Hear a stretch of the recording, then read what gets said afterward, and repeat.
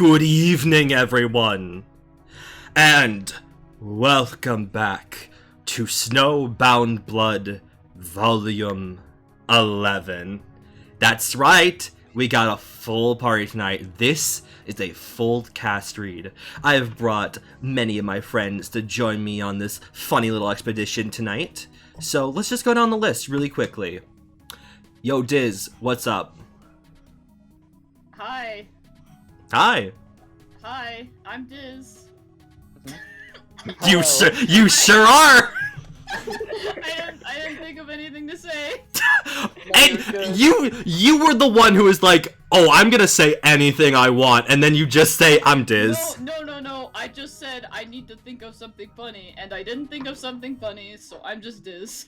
You're valid. You're valid. Oh my god. Okay. Alright, Donnie, how are you? Hi, I am... Yeah? You just are. Yes. If anyways. If you think you are. This is totally my first time being on ValantWynn's stream. I'm so honored for this opportunity. Yeah, man. I can't believe this is my first time getting to read with the ValantWynn on Snowbound Blood. Yeah, I'm so excited. It's been so lonely just reading Snowbound Blood and Vast Air by myself. Truly, I could have used someone along those ways. That's crazy. I didn't know you two knew each other.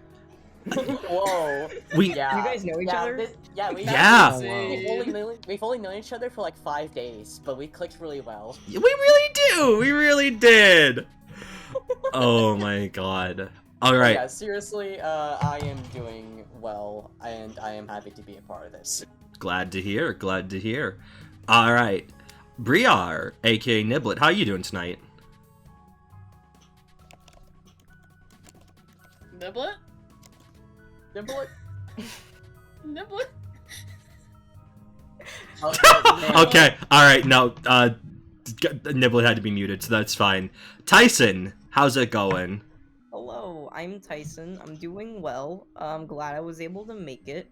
For people who are vast air acknowledged, I'm on Vast air pilled? Vast air pilled. I help out with some animation on the comic. And I also love reading with my friends, which is what we're doing here tonight. Yeah! You also made your art debut in Snowbound Blood in this volume, actually. Really? This is the first volume that I helped out on. I was very excited.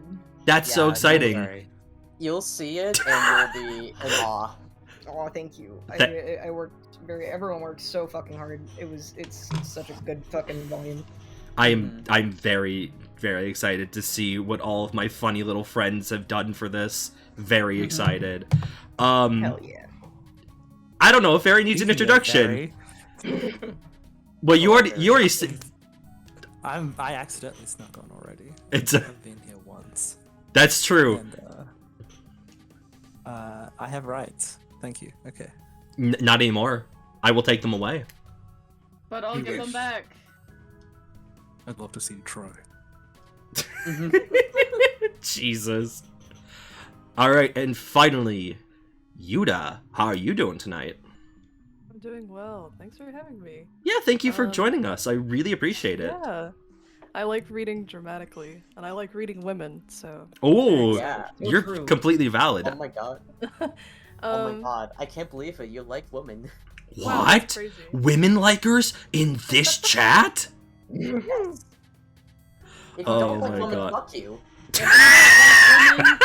Oh, Jesus Christ. If you don't like women, you go to hell before you die. Oh my True. fucking god. They told me that. It's Oh true. my god. So, with that said, just a few more shoutouts here. One, Alienoid, good friend. What's Not up? the name. Did I fucked that up. Alienoid. Wow, I've created a fusion here. Wow, alien. Fuck. Wow, I fucked that up. Holy shit. Alien could not be here with us tonight. However, we do have voice lines, so they will be appearing here in spirit. Oh my god. I forgot that we did that. Yes, I have them all prepared for when their character shows up. I don't know which character, but I will be told. Mm-hmm. Yes. And then Will be cool. also shouts out to Eddie, who also could not make it tonight, but thank you for wanting to join us, and I hope you are resting well if you're listening to this. Also, shouts out to Olschu, who was an understudy for this, just in case, and thank you as well. You rest up easy as well. Mm-hmm. Okay, alright. With no objections, it's time to begin Volume 11 Let's fucking Let's go. fucking go. of Fun and Profit. This is a fun volume, you see. Only Yeshin's here. Only Yeshin. Only Yeshin's here. It's gonna be a fun romp. Let's go.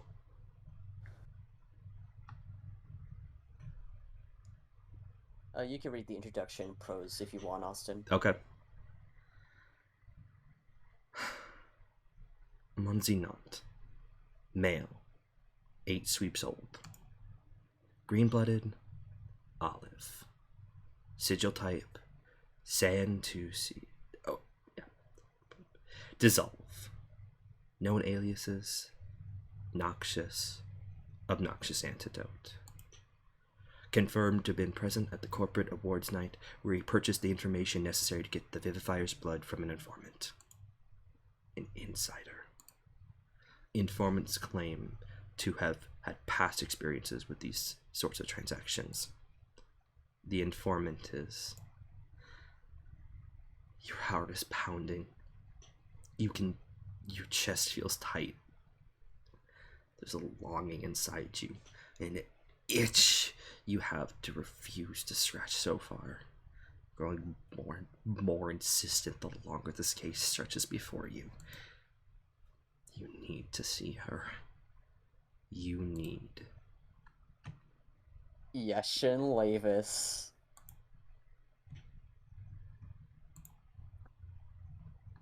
Alright, you on it now?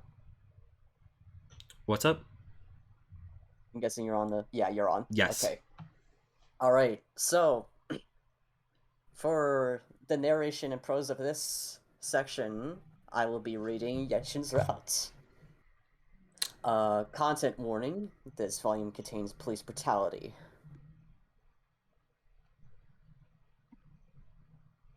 You feel yourself around as you finish your 8th lap around the room. Even with the coat discarded, you're working up a sweat with all the pacing, fingers tapping in patient rhythm on your left arm. Typical of her to be fashionably late, despite you having stressed how urgent of a matter your meeting was. Maybe you should have said nothing would please you more than her being 47 minutes late to your rendezvous. You're sure she would have shown up on the dot if that were the case. You huff through your nose. With nothing else to occupy it, your mind keeps running on loops, going over the same facts 100 times and spinning on its wheels. You don't have Aumtzi's location yet. One last puzzle piece, and you will finally be ahead of him. Make your own path other than follow his breadcrumbs. All you need is a link, a location. Focus on the case. That's your priority. There have been no status updates from Crytum for a few days, and neither have kept Sestro or Hamifi up to date with these latest happenings.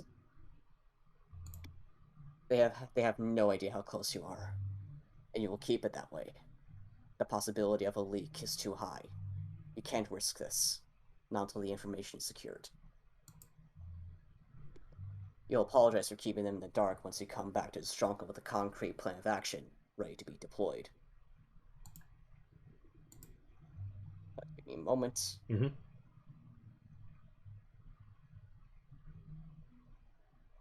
Where the fuck is Yeshin?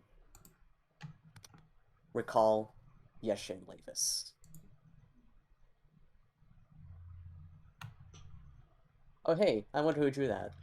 Really quickly, if you look all the way to the right, you may see a very familiar face. Because that's me, baby. I'm in this route. I'm Vast Error Cannon! Yes, you sure are. Yes. And you're welcome for that. Thank you. Thank you very much. Alright. Alright. Your left eye stings like a bitch. Barely a minute since you stepped inside this haunt, and already you regret it. Too many patrons, too much dust, music far too loud. You prefer not to think about the smell. Damn, you back down though. Your day's been shit enough so far, you need a drink. Stat. You steal yourself and shoulder past the crowd, paying no mind to the glare directed your way. A quick once-over and, yeah, you could take this entire bar with a hand tied behind your back. A shrill laugh pierces your eardrums just as you find an empty spot by the counter. A series of hoots, hollers, and guffaws follow like an echo. Your head throbs. Muttering a curse under your breath, you focus on trying to catch a barkeep's eye.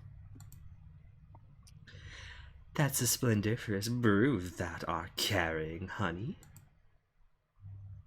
The lilting, song-like voice snaps you out of your private little pity party. The first word that comes to your mind is gaudy, indulgently, shamelessly so. Ridiculous sheer shirts, low-hanging tailored pants, a truly unnecessary amount of jewelry to top it all off. The one before you is a parody of wealth. A burgundy blood, you note. Someone who would have been given none of it. Whatever she owns, she must have gotten it by taking. A point of pride.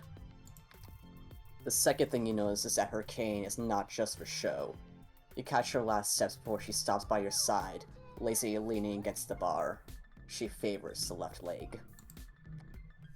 As she reclines against the surface, not even bothering to hide the way she's looking you up and down, you realize that you... Oh, fuck. I could say the same thing about your limp. You blurt out the first thing that pops into your head. Was that rude? Did you offend her? You suck at this.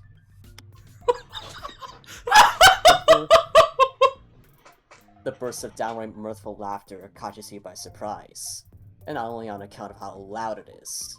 You who suppose that's a good sign. You turn your gaze towards your lap as you shrug off your coat, feeling your neck start to heat up. The woman hums, stretching the sound much longer than necessary before she replies. Mayhaps an exchange is in order. I'll tell you thou how I got mine if you telleth me how you got yours. Glancing back in her direction, you turn the idea around in her head. She holds your stare, chin propped up on a manicured hand, radiating a self-assured smugness that is as charming as it is infuriating. You scoff in lieu of an answer. The barkeep from earlier finally notices you're waving, and you order yourself a Jack and Coke. She just keeps standing on the same spot right next to you, waiting. It's only after you take a long drink from your glass, the cocktail made strong burning as it goes down, that you speak up again. Took a punch in close quarters from a drug dealer. She raises one of her perfect brows. You don't miss the way her eyes travel from your bruise to your lips. And what happened to them, perchance? You let your mouth turn up at the corners. I need at least 2 more drinks before I tell you that. The answer earns you a dazzling grin. You get the impression that if she could, she would be purring. Your turn. Where'd you get that limp? Ah, alas! In a display of theatrical grief, she plops herself down on the seat next to yours, leaning against your shoulder in one fell swoop. My knee was rent asunder by a fearsome river beast. A crocodile. You can't help the disbelief. Charlie looks the type to go around wrestling with wild creatures. What were you doing fighting a crocodile? Well, she was with my Lucis. The way she shrugs her shoulders is dismissive, nonchalant, as if commenting on the horrid weather outside. and a very fine one, mind. The Allmilf doth bequeath her most fuck-crustable challenges to her most beheathened angels. My favorite Yeshin line of all time. It's so fucking good. You take this fact in, deciding to ignore the foppish woman's strange verbal quirks for now. Ulysses hadn't even liked you fighting at all, back when you were still in training. You couldn't possibly imagine. You take another gulp of your drink. I'm sorry to hear that. I vowed this much. She was sorrier to have done it by ye old end. Good. She untangles herself from your right arm, leaving behind a cold imprint in the shape of her body. So, sweetheart, art thou allowed to giveth me your name now? It's Secily. Secily Iopara. The way she smiles at you feels predatory, dangerous. It ignites something warm in your gut. Most pleased to know thou, Secily. They calleth me Yeshin. Yeshin. It's a good name, sharp and sibilant. You think it suits her. Would you like a drink? About time thou asked! It's not polite to leave a girl waiting, verily. You scoff for the second time tonight, with more so on the horizon you suspect, and signal the barkeep for another drink. Unsurprisingly, the beguiling strumpet orders just about the gaudiest, strongest cocktail on the menu, with a shot of rum on the side. It is served to her in a glass daintily decorated with a little umbrella and a cherry. Yeshin holds your gaze, pouring the straw into her mouth. She takes a long, deliberate sip without breaking eye contact, licking her lips once she's done. You know, darling, I do have the feeling we shall be getting along swimmingly. Perhaps it's the alcohol settling inside you, clouding your otherwise sterling judgment, but when Yeshin offers her glass for a toast, you don't hesitate for a second. You shake the memory out of your head. The woman has been a constant fixture in your life since that day, due to a perhaps hasty courting process. Still, you can't bring yourself to regret it. Yeshin might be an absolute menace at the best of times, but you'd be remiss not to admit that she brings a certain levity with her wherever she goes, or perhaps irreverence might be the most appropriate term. Either way, it is a quality you distinctly lack. No one you've ever met can elicit from you such fascination, disgust, in rapid-fire succession. It's headache-inducing, eye-roll-worthy, incensing. Take your pick. As if on cue, you hear the buzzing of your doorbell. Once, then twice, and then many more times, accompanied by some knocking. Loud, forceful knocking. Is she using her cane as a goddamn battering ram? A headache kind of day, then. Delightful. Despite the insistent cacophony, the moment gives you pause. You know what's waiting for you once you face the person on the other side of this door. It will be... well, it will be. Best get this over with. You march toward the front of your apartment with wide strides. Your face is schooled into your best reprimanding expression, with a dash of put upon before you open the door. About... You're caught up by an exaggerated, delighted exclamation as your kisses throws her arms around your shoulders. Oh, darling, how I've missed thine sorry behind! You sigh, putting exasperated hands on her waist to support her weight. A familiar dance between the two of you, as natural as breathing. It sends a pang through your chest. Yeshin, my word, what hast thou been up to? You look like shit, sweetheart.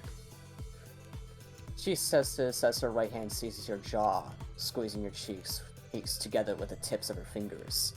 You wave it off with a grunt. What have you been up to? where to even start. A world weariness washes over you, stifling the emergent fire of your resolve into a dull cinder.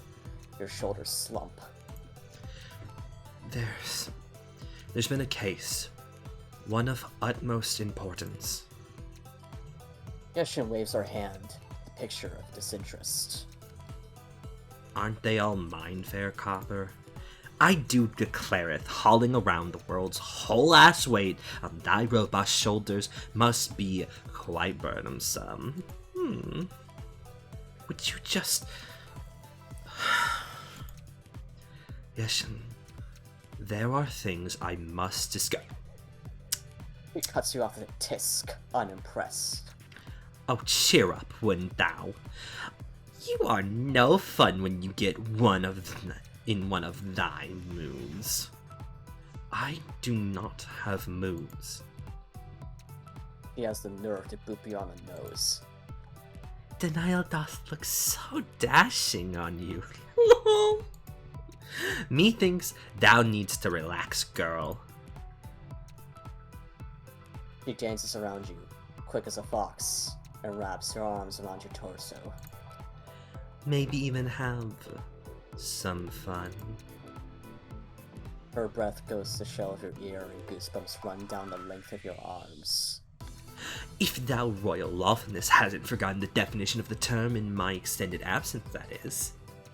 Either way, I refuseth to be going in any important matters before we inject some zest into thy system. Slaps your ass. Because damn could you use it. With that, she trolls away from you into your block. You sigh as you close the front door. Your eyes follow her as she flits about the place, predictably going straight into your liquor cabinet. You cross your arms and lean against the wall, watching as she sips through its contents, humming to herself. And what would the so-called expert on the subject suggest, pray tell? I really can't wait to hear it. Maybe you will also refresh my memory on that strange alien word you mentioned? Furon? Was it? Yeshin weighs 2 different bottles on her hands, throwing the answer over her shoulder. Strip go fish? Absolutely not. She cackles, throwing her head back, then haphazardly shoves one of the bottles back into the cabinet, the clinking of glass echoing throughout the room. If she breaks anything, you swear. Yeshin pivots on her heels, and you can finally identify her pick of liquid poison. Rum. Again, predictable. Thou dost never change. And neither do you. Having fun ransacking my hive? 'Tis a stupendous blast, muchly obligated.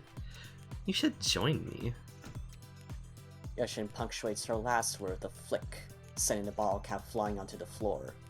She locks with you and takes an unblinking swig. Oopsie! I do like the bubbles. Unceremoniously, she sits herself down by the table, leaning towards you with a self-satisfied smile. Behind her is the case wall. Wouldst thou care for a game, darling? Your stomach twists itself into a knot. Tap, tap, tap goes the fingers against your palm of your hand. Your old grounding ritual. Can you afford this selfishness? She already knows your answer. Very well. The last one. For old time's sake. He eyes away as you join her, angling your shield towards your kismesis. Basking in your victory, Yeshin produces a deck of cards from one of her myriad pockets. You've changed my mind, Sassy. Strip Go Fish is such a bore. We shall engage it in the gentlewoman's sport of choice. Strip poker. Absolutely so! No vetoing this twice in a row. Unless you are afeard of dying blow today. He flutters her eyelashes at you. You huff and cross your arms. Hardly. Satisfied, she starts to shuffle the cards in fluid practice motions, before you cut her off with a tisk. She looks at you with a raised brow as you extend your right hand, palm up, waiting. Don't be coy. I know what your usual strategy entails. She gasps, offended, clutching the deck close to her chest. Why, I never! What in the world art thou implying? You won't me. You hold her gaze. Her act drops as she hands over the deck with more force than necessary, settling her chin on her hands with a pout. By the two above, you are such a bitchy tyrant. Dost thou wish to find me for soulless thought crimes as well while you're at it? You chuckle as you give the deck a cursory once-over. It seems standard enough. I'll be sending you the invoice to your truck. When she lets out the most long-suffering ugh in repetition history, you start shuffling in cards. It's the little victories. Neither of you is ever on top for long. Wink wink. What rule set are we using? Stronghold'em? A mite lacking in creativity, aren't we? I prefer the tried and true methods. One of your most gigantimose flaws. You roll your eyes, dealing out 2 cards for each player before you set the deck down. As you're taking a look at your hand, Yeshin interjects. Not so fast, homegirl. I believe thou owed me a chug from thine cabinet. She jostles the bottle of liquor she unceremoniously stole in front of you. Wouldn't want to play on the most evenest of boards, would you? Excuse me? It's your own fault you decided to get preemptively inebriated. Deal with your handicap. Ugh. You snatch the offered bottle from her hands, taking an exasperated swig from it. The alcohol settles inside you, strong, pleasantly warm. There. Happy? Positively so. The sound of her snickering fills the room as you analyze your hand. Ace of clubs, 8 of clubs. Not bad. You try to gauge your opponent's reaction to her own hand, though you know it's useless. Yeshin's poker face relies on the opposite of stolidity. All pouts, sighs, grins, yawns. Every time she so much as blinks, your eyes wander from your cards towards hers. Alcoholized and caliginously harried as you are, you're unlikely to glean any new information about the case. Unfortunately, you and your Christmas' shared fondness for games ignites a different sort of instinct. Try and keep your dignity intact, and you may yet come out on top. Open the pot. I'm in. And what, pray tell, art thou betting? Your point at your waist. Thine belt? I wouldn't be remiss to deprive thee of such the handiest plaything so early in the night. Look again. Yeshin exaggerates her lean over the table, in a manner too calculated to be casual. She smells of cheap perfume, imitation flowers long extinct. You fix your gaze on the bridge of her nose, deftly ignoring the valley of her cleavage, as your eyes trail your pointer finger towards. Thine gun holster? Boo, you botanical whore! Oxymoron. It be thine Lucis. Keep bending over like that, and I'll have no choice but look at your cards, however accidentally. Honey, mine cards are not what hold thy interest at the moment. She retreats to her end of the table with a wink and an obnoxious kissing noise, holding her cards close to her copious chest. I call thine me no gamble, with this earning mine. Yeshin flicks one of her earrings, custom forged in the shape of your sigil. You can only imagine the kicks she gets out dancing around her rogue's den, all legs and glossy lipstick, kiss me season 2 of the chief regulator in flagrant display. This seems hardly fair. A gun holster is many times larger than an earring, even one of such ostentatiously proportions. 'Tis about the effect, my dear. I shall be defenseless as a stray grub without mine accessories, as was you without the weaponry thou preposterously insist on donning in the comfort of thy hive. They are not preposterous, they are tools of my trade. I resteth my case. Fine. Yeshin grins auspiciously as you deal the flop. Queen of clubs, 7 of diamonds, ace of spades. You now hold a pair of aces, the highest possible, and a high 8 for backup. It's good progress. Not enough to make you raise the bet, and folding is useless in strip poker. Best proceed with caution. Check. Yeshin chews on the inside of her cheek, affecting injury to the pride she does not possess. Same. You reveal the turn card, 8 of spades. Poker doesn't elicit the same concentration in you that chess does. You resent the way even your best strategies can be defeated by mere chance. All that considered, the odds have swung so indisputably in your favor that you nearly betray a smile. Still, you'll play conservatively for the time being. If Yeshin wants to drag this out by betting ornamental minutia, you'll make her squirm through every second of it. Check. Yeshin rests her teal-polished nails on a bottle's neck, beaming at you. I raiseth my belt. You immediately see through her ruse. Your gun holster clips to your belt, meaning you'd be betting 2 pieces of clothing for the price of 1. How predictively vindictive. Methinks you are engaging in some sort of ye old projection? I remember Kismesis whose comebacks were slightly more creative than those one might hear on the reduplication playground. Thou art so neurotic today, I hardly even have to try to land my pot shots. But worries not. Once I'm through with thee, you shall have no pearls left to clutch. I call belt for belt. Yeshin flutters her eyelashes. You reveal the river card. She breaks eye contact before you do, looking at the card and dictating its result in melodic sing-song. Queen of Diamonds!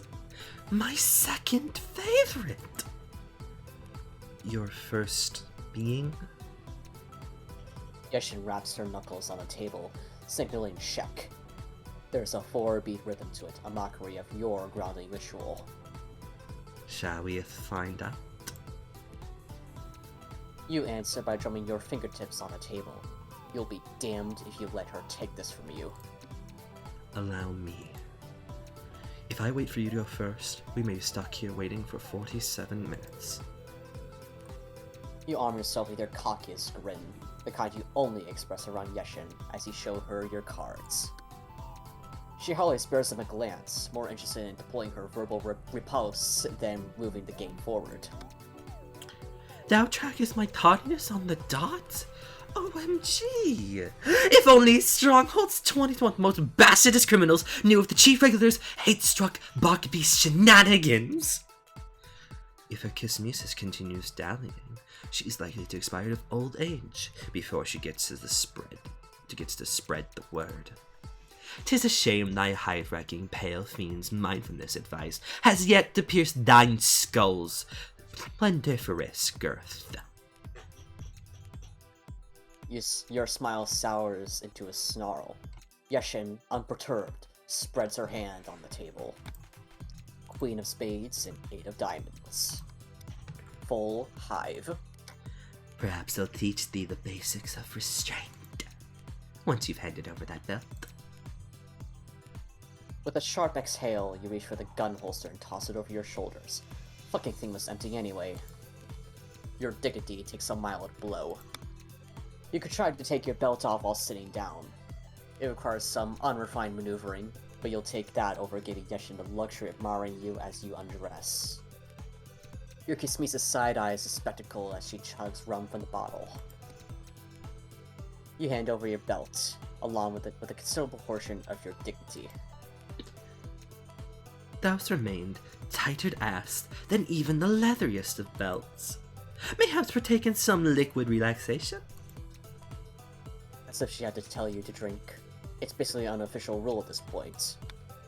You snatch the preferred bottle from Yeshin's hand. Smudged red lipstick stains the rim. An ungentle warmth creeps its way to your cheeks before you've even taken a swig. Whoops, she saw you blush. You interrupt Yeshin in the middle of reaching for the deck. What do you think you're doing? Commoners refer to it as playing poker, Your Honor. You're delusional if you think you're dealing a single card in this game. Thou breaking the hallowed Pronunciationes of dealing order? Hath thy copper become the robber? To catch a cheater, one must think like a cheater. I love this part so much. It's so good. Yeshin gasps theatrically as you watch the cards. You wonder who else she has been performing this little song and dance for over the past blink. She makes a wretched habit of flirting with anything that has gray skin and horns.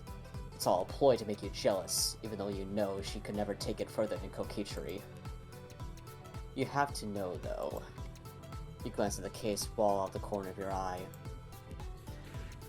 So, how have you bruised yourself in Busied. Busied. Oh, excuse me. So, how have you busied yourself in my absence? Am I not entitled to privacy as an innocent citizen consumer? You have never spent a day in your life abiding the law. Thou hast yet to prove otherwise. You focus on rifling the deck one last time, giving the rum swirling around your think pan ample time to wash away the anxiety of proving otherwise. Not all of my questions are an exercise in advanced interrogation technique. I'm merely curious. Yeshin waves her hand effectively. Alas, thou would not reply even my most feverishly debased of texts. I have done naught but lay cup and ridden with 106 degree of febrile longing for thee. Mine constitution hasn't been the same since the war. Dost thou endeavor to slay thy poor Kismisis? I'll keep it in mind for next time I find you in need of punishment. You should have expected she'd tell you nothing of import. Between dealing cards and dealing with her, you'll take the former for now. You hold a 4 of spades and a 4 of clubs. A starting pair is strong stuff. Open the pot. Nope, the privilege of opening falls to your Kismisis this time. Even in this criminal's game, you have to observe at least some rules. Pass. Luckily, you were able to do the same. Last time you got cocky, your dignity paid for it dearly. Check. You reveal the flop. 4 of diamonds, king of clubs, 4 of hearts. You never consider yourself a lucky woman. Just the opposite, in fact. But that may change tonight. You hold a whopping 4 of a kind, 4 of 4s. You chuckle internally. Externally, of course, you remain impenetrable. Even Yeshin's ludicrous full high from last round will stand a chance against you now. I rate this shirt. You crook an eyebrow. You're still wearing your jacket. Unlike all the other occupants in this depression, then I'm no prude regardless of clothes removal order. The jacket accentuates mine assets. You'd have to be stupid to turn the bet down. The most she can have at this point is a risable 3 kings. Shirt again. Oh, sorry. You're good. Shirt against shirt. I doth enjoy it so when you tried to take mine. Yashin strokes her fingers on the table, like a poor beast kneading flesh. The look in her eyes, the memory she's evoking must be as vivid in her mind as it is in yours. It was nearly a sweep into your relationship that you caught wind of her illicit activities. You'd always had your suspicions. Now, after weeks of investigation, you finally caught her rust-handed, or as close as you ever come to it. Right in front of your eyes, Yashin fed the papers evincing her insider trading activities into a shredder, which fed the scraps into a fire. You crossed the room in 3 steps, released your sword pommel and gripped her by the lapels. She yowled in surprise and delight, one and the same for her. She smelled of ash and nervous fear. In retrospect, you can't believe how easily she ran circles around you. She was such an amateur. But then, you suppose, so were you. She made it evident. You detested her for it. You growled a menace into her ear. She laughed, knowing the threats were empty. Tried to wrap a leg around your waist, a move that resembled the start of a getaway too much for your comfort. Before she could try anything, you shoved her down on a nearby table. She tried to play it off as part of her plan, but there was a glint of something else in her eye, a jewel rare and ruby red. Anger. You took her by the throat. She raked her nails on your wrists. You spent the night pouring your frustrations into each other. She's changed in a sleep sense. Her hairstyle, her clothes, her expertise at getting under your skin. But the effect she has on you, tapping her nails on the table, expensive mascara, low cuts, and playful malice, is identical. She stands out like a hazard sign against your apartment's concrete gray, her dress an ineffable demand for your attention. You don't take your eyes off of her as you deal the turn card. 6 of diamonds. Yashin purses her lips. She makes it look natural, but each and every one of her moves is calculated. Which is how you know it's not an accident when she reaches for the balance and knocks over half the deck. Whoopsiest daisiest! Yashin tries to rearrange the deck. You seize her by the wrist. Absolutely not. Hasn't thy dealing hand grown tired? You stare Yashin down. If she has a further retort, it dies on her lips. She releases her hold on the cards with a sour You take the deck, separating the face-up cards, rifle, and cut the rest a few times. Then you restore the game state to its original position. Yashin doesn't even try to quibble about game state inaccuracies. She knows your memory is flawless. You feel slightly bolder. You deal the river. 5 of diamonds. Yashin grins her Savannah Beast grin. I proudly announce my possession of a straight flush. You roll your eyes.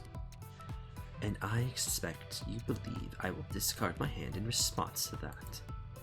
'Tis what one does when defeated.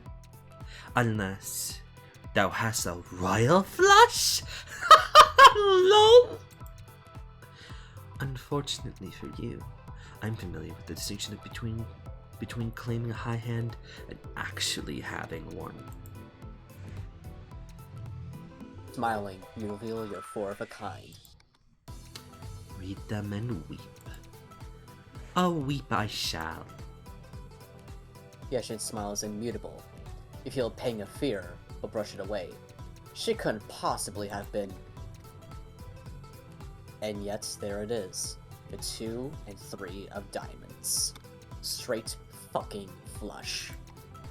Tears of joy, that is! Rolling on the floor laughing! You're gaping. Your fangs click together when you close your mouth. True to her infuriatingly spoken out loud slang, Yeshin is nearly rolling on the floor with laughter. Her tinny guffaws are a drill bit in your ear canal. You struggle to undo your shirt's buttons. Your hand-eye coordination is drowning in booze. When you've undone a second button, exposing the beginning of your cleavage, Yeshin starts clapping her hands and whistling as if you were merely her entertainment. Woo! Go, Queen! Give us everything! Your fingers slip on the fifth button. You can clearly see yourself blushing all over, a dusting of teal all the way down to your abdomen. Oh, honey! Good to know you leave absence hath left thine washboard untouched. You think you're done, and then your still button cuffs catch on your wrist. Yeshin starts laughing again. It doesn't stop until you've taken the damn thing off in earnest. You motion to toss the shirt behind you. Nuh-uh! Hand it over the goods. You half-heartedly throw your shirt at Yeshin. She presses it to her face and takes a deep breath. Oh, mine odorous opponent, how I've missed thine feral bouquet. Yeah, this... they do be fucking. So true. You're a mess.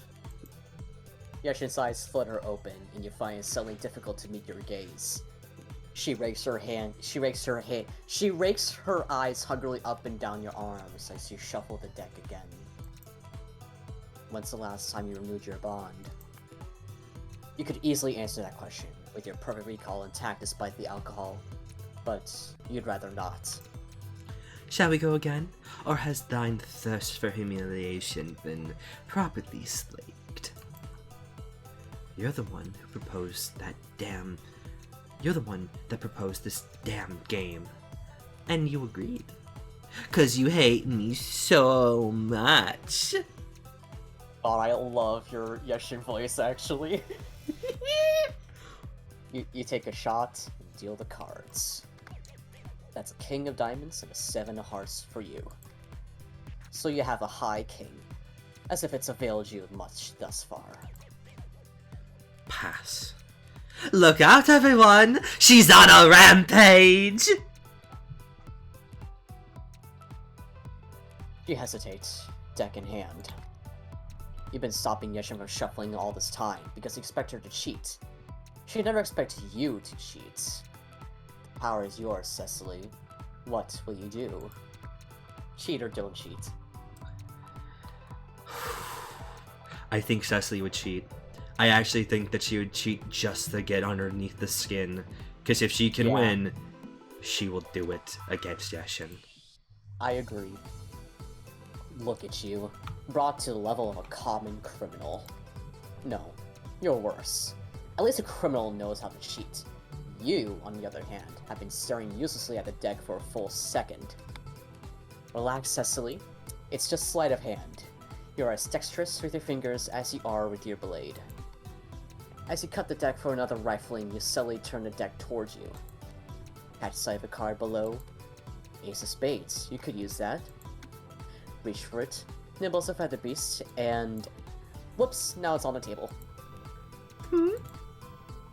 What be this? Slip of the hand. Yeshin laughs. Honey and vinegar in expert proportions. Honey. Honey's number one hand slippeth like that. To your rising horror, you don't have a retort. You fix your gaze on the table. You're burning all over. A single toesy woesy's caught off the line, and you blushes with such virginal vigor. Surely doth thou not flush of the flesh, don't count in the game of poker, strip or otherwise. I'm dropping out of this pot. Perhaps that is the way in thy regulated poker nights. Here we punish cheaters in our own way. Here? We're in my apartment. Art thou doodling me? And she bats her eyelashes. You'll steel yourself for what's coming. You prompt her to make her grand reveal with a quirked eyebrow and a sinking feeling in your gut. Well, thou must buy in! And needest I remind you, thou hast but one piece of apparel left to forfeit. Unless you intend to be a killjoy about your socks as well. Not that I allowed it, now that you're a cheater, and I'm the law. You squeeze your fists and breathe hard. The alcohol boils in your head. She means your pants. What else? You'll regret this. I doth dearly hope I shall. You deal a flop. 5 of hearts, king of spades, 3 of clubs. That's a pair of kings for you, though you daren't write your hopes on it. With every card that day stealest, I picture thee further and further pantless. Don't count your cluck beast produce before it materializes. Mine is fixed upon a creamier sort of protein ATM. Drink. You snatch a bottle off your hands and chug it to near empty. Yeshin downs what's left of swill, licking her lips in an exaggerated motion. Her lipstick is a disaster. Shame she won't have much left for you. Focus, Secily. You have to win this hand. Turn. Jack of spades. Nothing for you. You catch yourself drumming your fingers on the table. You know you can fold anytime. That would mean giving up the belt. The bet. Oh, you don't have to tell me that.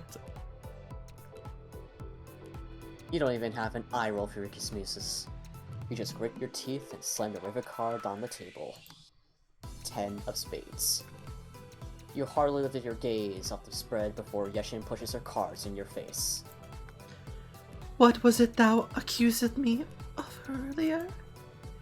Of being a horrible little pest, a blight upon my entire life? No, less earlier. 'Twas dallying, my dear. Well, as thou have said, readeth and weepeth, bitch! Your eyes glaze over as you read Yeshin's hand. She has a queen of spades and an ace of spades. It's a fucking royal flush. The possibilities are infinitesimal. She's been cheating. And the worst part is, you can't even figure out how. You throw your paltry cards at Yeshin. They catch her right in the face, just as she begins doubling over with a fit of laughter. Oh, Ceci! If only you could see the look on your face right now! Never hast thou thrown a tantrum in such brooding proportions! Shut up. Make me before you've removed thy pants. Shut up. You stand up, supporting yourself at the table as you struggle to take your pants off. It dawns on you that you're drunk. You hop one leg graciously out of your pants, taking half of what's left of your bruised decorum with it. Yeshin gets up and makes her way towards you, looking you up and down with shameless zeal. Doth you plan to take off those by thyself? Yes. But how will you catch me with your hands busy? What? Since I'm just about falling over from drunkenness. Oh! Yeshin drapes herself over you, arms wrapped around your neck.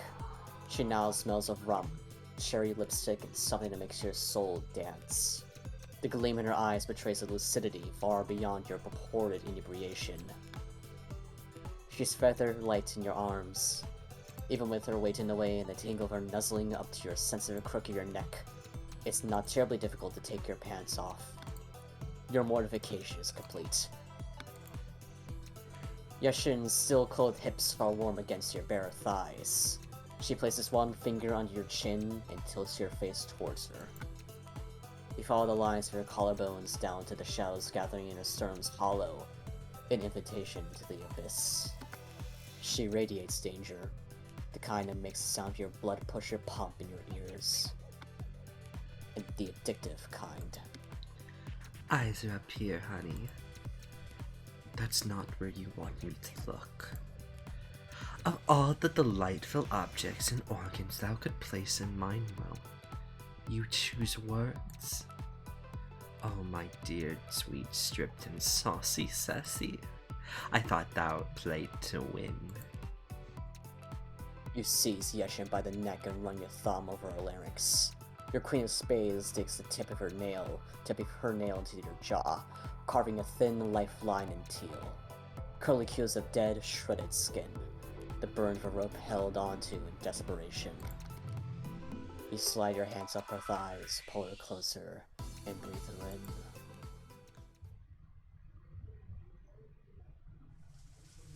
Your head is throbbing. Once again, you are reminded of the reason you don't go on spontaneous, ill-advised benders anymore. Several hours after your card game, you are sprawled on your futon, head still woozy as you stare at the ceiling and try to will the alcohol out of your system. There's a cold, damp imprint on the left side of your body, the spot your kismesis was huddled up against a few minutes ago. She has left you to freshen up, locking yourself inside your sanitization block for the foreseeable future. You take a moment to center yourself, the running solution dispenser a source of pleasant white noise. The solution dispenser, and Yeshin's occasional singing, that is. It could be worse. Well, no use staying like this. You stretch, arms going over your head and joints popping as they snap back into place, and roll over on your... Yeshin's phone's on the ground, right next to your face. The post-coital haze dissipates in a flash. It's far too deliberate of a placement. Is this a trick? A dare? You stare at it, breath held still, waiting for... something. Nothing happens. The solution dispenser is still on. You can't ignore it, Secily. You can't not look. You have to know, see it with your own eyes. The roll slows to a crawl as you reach over and grab the cell phone, staring at its blank screen when you press the lock button inside. You find it a matter of swiping your fingers up and... there it is. Yeshin's phone, unlocked. Not even set with a password. Calculated. You start looking through her message history. Old conversations, newer ones. Some cases you're familiar with, some you're not.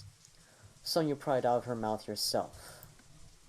And then, in the midst of your scrolling, you spot it. A familiar handle, painted in the color that makes you think of bile. You stare at the messages until they're seared on your retinas. The shower runs in the background, accompanied by cheerful humming. Your vision blurs. Idiot. Of course it's her. You knew this. You know this for some time now, longer than you care to admit. You let your feelings cloud your judgment. You ignore the glaring, Yeshin-shaped blind spot in your perception. It was obvious. Has always been obvious. Stupid. Stupid! She has been playing you like a fool this entire time. And it makes you furious. The rage that swells up inside you as sudden as it is all-encompassing. It roils, threatens to boil over. Your arms spasm with the aborted impulse to throw your phone against the wall. No. You're the chief regulator, you tell yourself, not a blunt weapon. You're a blade. So you take the white, hot feeling inside of you and temper it, sharpening it to a fine point. There's a case to solve, and there's a criminal in your home. You delete all of her precious route data before you place her phone back on the table. Then you get up and grab your holster and cross your penis sheath. You walk towards the sanitization door. You ready your weapon, and wait. The solution dispenser turns off. You hear the stall open, some gentle rustling, the padding of soft footsteps. Hey, Don. Your stream isn't updating. Is it not? No. Oh, there we go. Okay. Alright, it's fine now. Yeshin opens the door, and an ammonia-scented steam wafts around her. She has to stop dead in her tracks to avoid impaling herself on the tip of your sword. Her immediate reaction is to blink at you several times, almost disbelieving. She glances down at the edge of the blade, pulling at her throat, and lets out a low chuckle. Well, aren't we spicy today? Already gearing thyself up for round 2, aren't thou a little wench? You press Proserpina against her, almost hard enough to break skin. Her smile drops. Okay, what is going on here, girl? I like it dangerous and all, but you look like you might actually mean it this time. Getting some real platonic hate vibes right now. Shut up. Stop talking! Her lips curl in mild distaste, but you don't give her a chance to get a word in. Do you realize the magnitude of what you have done? What your little information broker side gig might have unleashed on the planet? How many lives have you endangered due to your pointless law-breaking and thrill-seeking? Do you even care? The words hang between the two of you for all of 2 seconds before a guffaw bursts from her mouth. You watch, mute, as she wipes a fake tear from her eyelashes and puts a hand on her hip, shooting you a pitying look. Secily! Don't tell me you buy that crap about spooky vial with magic powers? It's a stolen thing, love, and thousands of things get stolen every night! You grit your teeth. Underneath your skin, your blood boils. Sure, it's a valuable historic artifact or whatever. And I don't see you giving a great deal of shit about academia on the regular. Correct me if I'm wrong, but you hardly read it all. It interrupts your brooding. You slam your left elbow against her collarbone, pinning her to the door from your brusque motion. Her back cracks, the sound echoing through the room as she lets out a pain grunt through gritted teeth. You have no idea what you're talking about. I've been on this case for over a blink. I have interviewed suspects, and I've searched far and wide. Oh, is this what this is about, Chief Regulator? Do you want my testimony? He spits a word with venom, glaring at you, smile as sharp as a knife. Fine. I'll give it to you, so you can put it on record, all official-like. I know you love your protocols. Ideal information. Done it around for 8 sweeps, and you've known for 4. I dare say I'm responsible for making your career that much more exciting. You're very welcome, Myth. Anyway, some crazy cultists wanted this thing so badly, they're willing to kill for it. Got a weird kid with tech skills to dig up their dirt for them. Weird kid was happy to pass along a handsome reward to whoever was willing to help. And a charming rogue with spreadsheets full of route assignments just so happened to notice that a high-sec convoy was diverted. Voila! There's your case! Wrap it up in a bow while you're at it! Your hands are shaking. Your mouth twists to a snarl and you press your sword against her skin. A trickle of carmine travels down her throat. She holds your gaze, prideful, never breaking eye contact, daring you. You like to think yourself so above it all. It makes me sick. You're nothing but a selfish liar and a cheat Yeshin. Nothing. She rolls her eyes. Ah, I hate when you moralize. Please don't give me the spiel, Secily. Those guys were gonna extract their precious info no matter what, with or without me. I just know to take an opportunity when I see it. Besides, this is all just a game to you. You want to solve complicated problems and feel smart while doing it. The righteousness that comes with the job is a nice bonus too, I bet. Really, this on.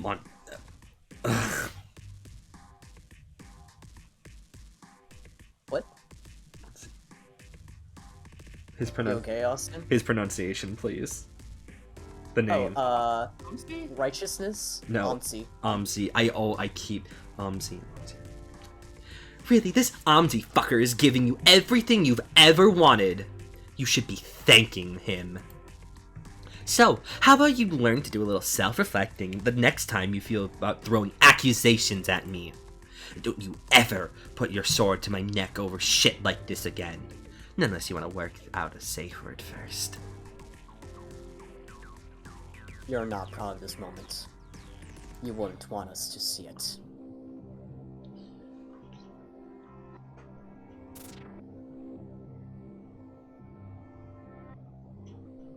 A gush of red decorates your cheekbone. Adrenaline burns in your veins, your pulse erratic, blood pressure hammering against your ribcage. She slowly lifts her hand, clutching at the void where her left eye sat moments ago, and starts laughing. Yes, laughing. Like she had just heard the most side-splitting, hilarious punchline of her whole life. Bio claws at your throat, but you swallow it down. You don't have time to feel sorry. Not for her, not for yourself, not for Repton.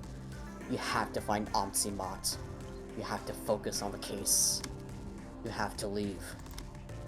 Her one-eyed gaze, a highway flare piercing like an accusation, drills into you as you slip your coat over your shoulders.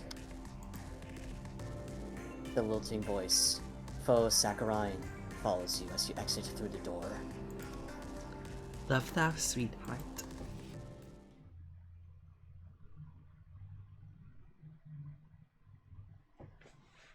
Veri? Veri? Yo, Veri. I'm gonna ping them. Okay, fair. Okay, I guess while we're paused. Oh my fucking god, Secily. Yeah. How are we feeling? I did not see that coming. We are, so, what are your thoughts, Austin? Wow, what a girl vase. I lighten it up, this volume. I thought she was gonna kill Yashin. I straight up thought the moment I saw that slash, I thought that was a bisection. Nope. Thank God though. Sorry about that. I'm here now. No, you're absolutely okay, Veri. It's okay. We're taking a little pause break after. Yeah. Oh, I There's don't. a lot. Yeah, it is. I don't know if anyone heard me, but straight up, I did actually slightly gasp when I saw the divide in the screen. Oh my god. Yeah. Ah. Holy shit. Alright. So, I guess we're okay to keep going. We just need a breather for a little bit. Yes. Yeah, I'm good to go. Okay. Okay. Sounds good. So, Good. I will stop narrating. Tyson will take over for the prose. Sounds good. Just tell me whenever to switch off or whatnot again. Mm-hmm. Okay. All right. Yeah. Very. Yes. I'm gonna leave my shorts. That's some dang impressive regulating. You heave a deep sigh, grateful when it gets swallowed by the roar of the engine. You wish you could share his enthusiasm, but you feel hollow, gouged out, every bit of you scrapped raw and aching. Your earlier anger is drained out of your system along with the adrenaline. The absence is as painful as a phantom limb. It doesn't matter. Not long now. You just finished reporting the latest developments to Necron. You received a call from Crytum regarding the information that you needed.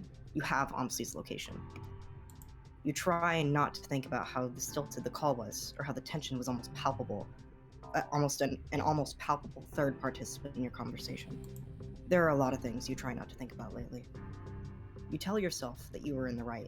You did what was necessary, and if people disagree with it, well, that's hardly your fault. You doing okay, boss? You're looking real grim. I'm a professional. I don't see that I should be whooping or hollering for doing my job. Well, ouch. Ain't nothing bad about a healthy dose of excitement, regulator. A tough case. I reckon we've earned as much. You don't have it in you to argue with him. You look out through the window instead, letting your gaze slide over the dark landscape. Your hand is wrapped around your rapier's hilt. There is no trace of the comfort the contact usually brings. You cleaned the blade meticulously after you left your apartment. You didn't stop, even when you were sure there could be no trace of blood left. You want to clean it again. Necron. Hi, boss? You pause, unsure how to express what you want to ask. Outside, the neon lights of the stronghold cast jagged shadows between the buildings. How far are you willing to go to do your job? As far as I have to, really. It's pretty straightforward, ain't it? Stop the bad guys, protect the good guys. It does sound straightforward when he puts it like that. The plain, earnest sentiment would be endearing if it wasn't so hopelessly naive. There's a part of you that wants to make him see all the shades of gray between his black and white. See you. Maybe if he does, he'll tell you that you're still one of the good guys. Or maybe it'll be yet another confirmation that you've been right to work alone.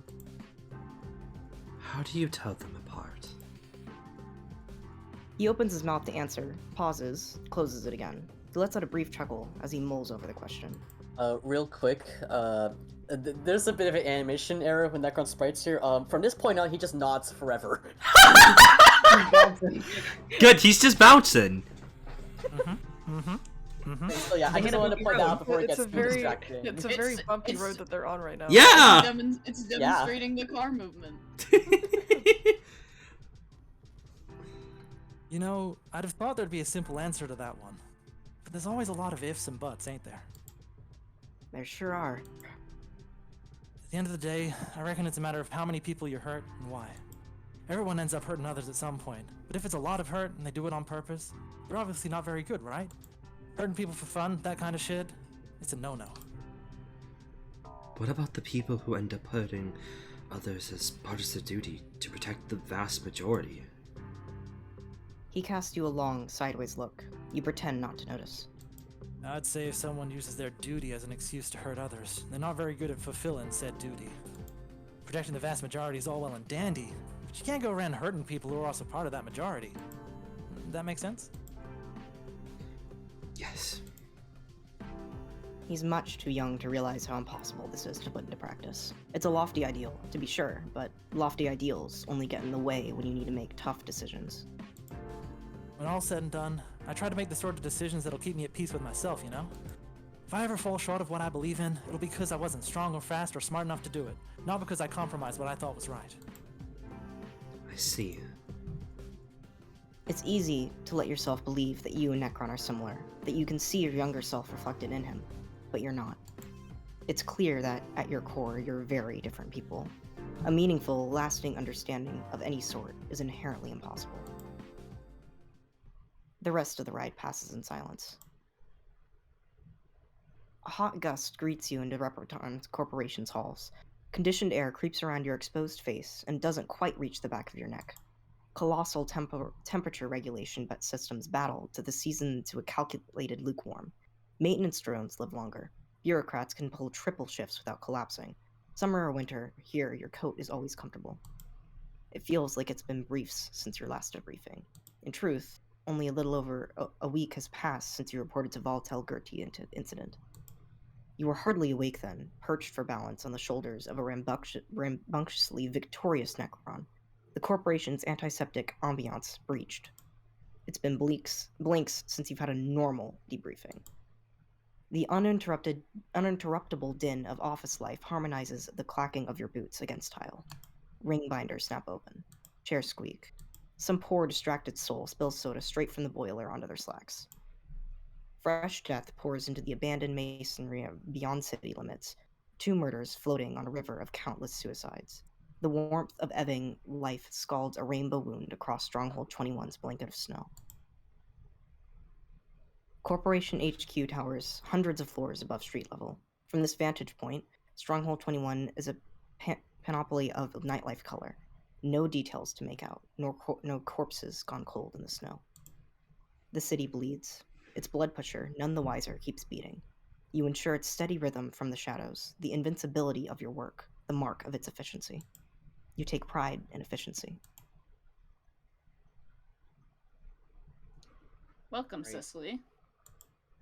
Sestro and Hamifi sit across from each other, facing an unoccupied chair near the door.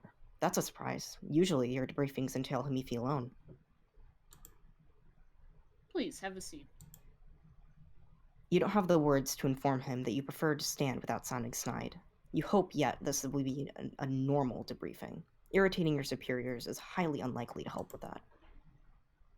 It's good to see you in fine health. Sestro's ill-hidden grimace betrays him. At best, your current state could generously be described as in one piece. I've recovered from the worst of my injuries. That's good to know. Sestro and Hamifi exchange looks. Something passes between them, something you can't quite parse despite having attended them since grubhood. Then Hamifi turns to you. That look you know well. Would you mind summarizing the events of Operation Snowbound Blood for us? You would like nothing better. Recall Operation Snowbound Blood.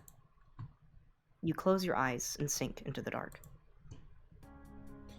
On the 12th night of the first Egan Blink, the corporation received an automatic cargo truck emergency signal originating in the northern wastes.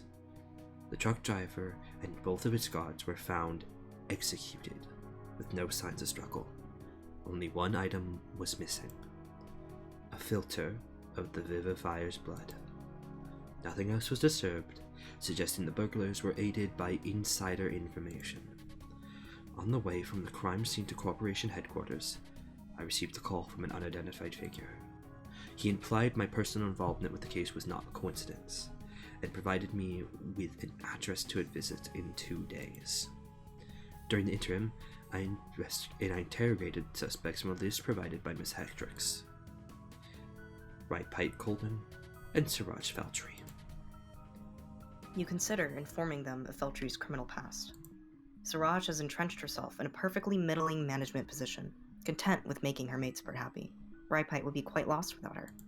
You could never settle for such bloodless redemption. But perhaps she can. Both of which turned out to be dead ends. As did Bytecon Crypto, despite his storied past as a dealer of illicit goods. One of these days, Crypto. One of these days.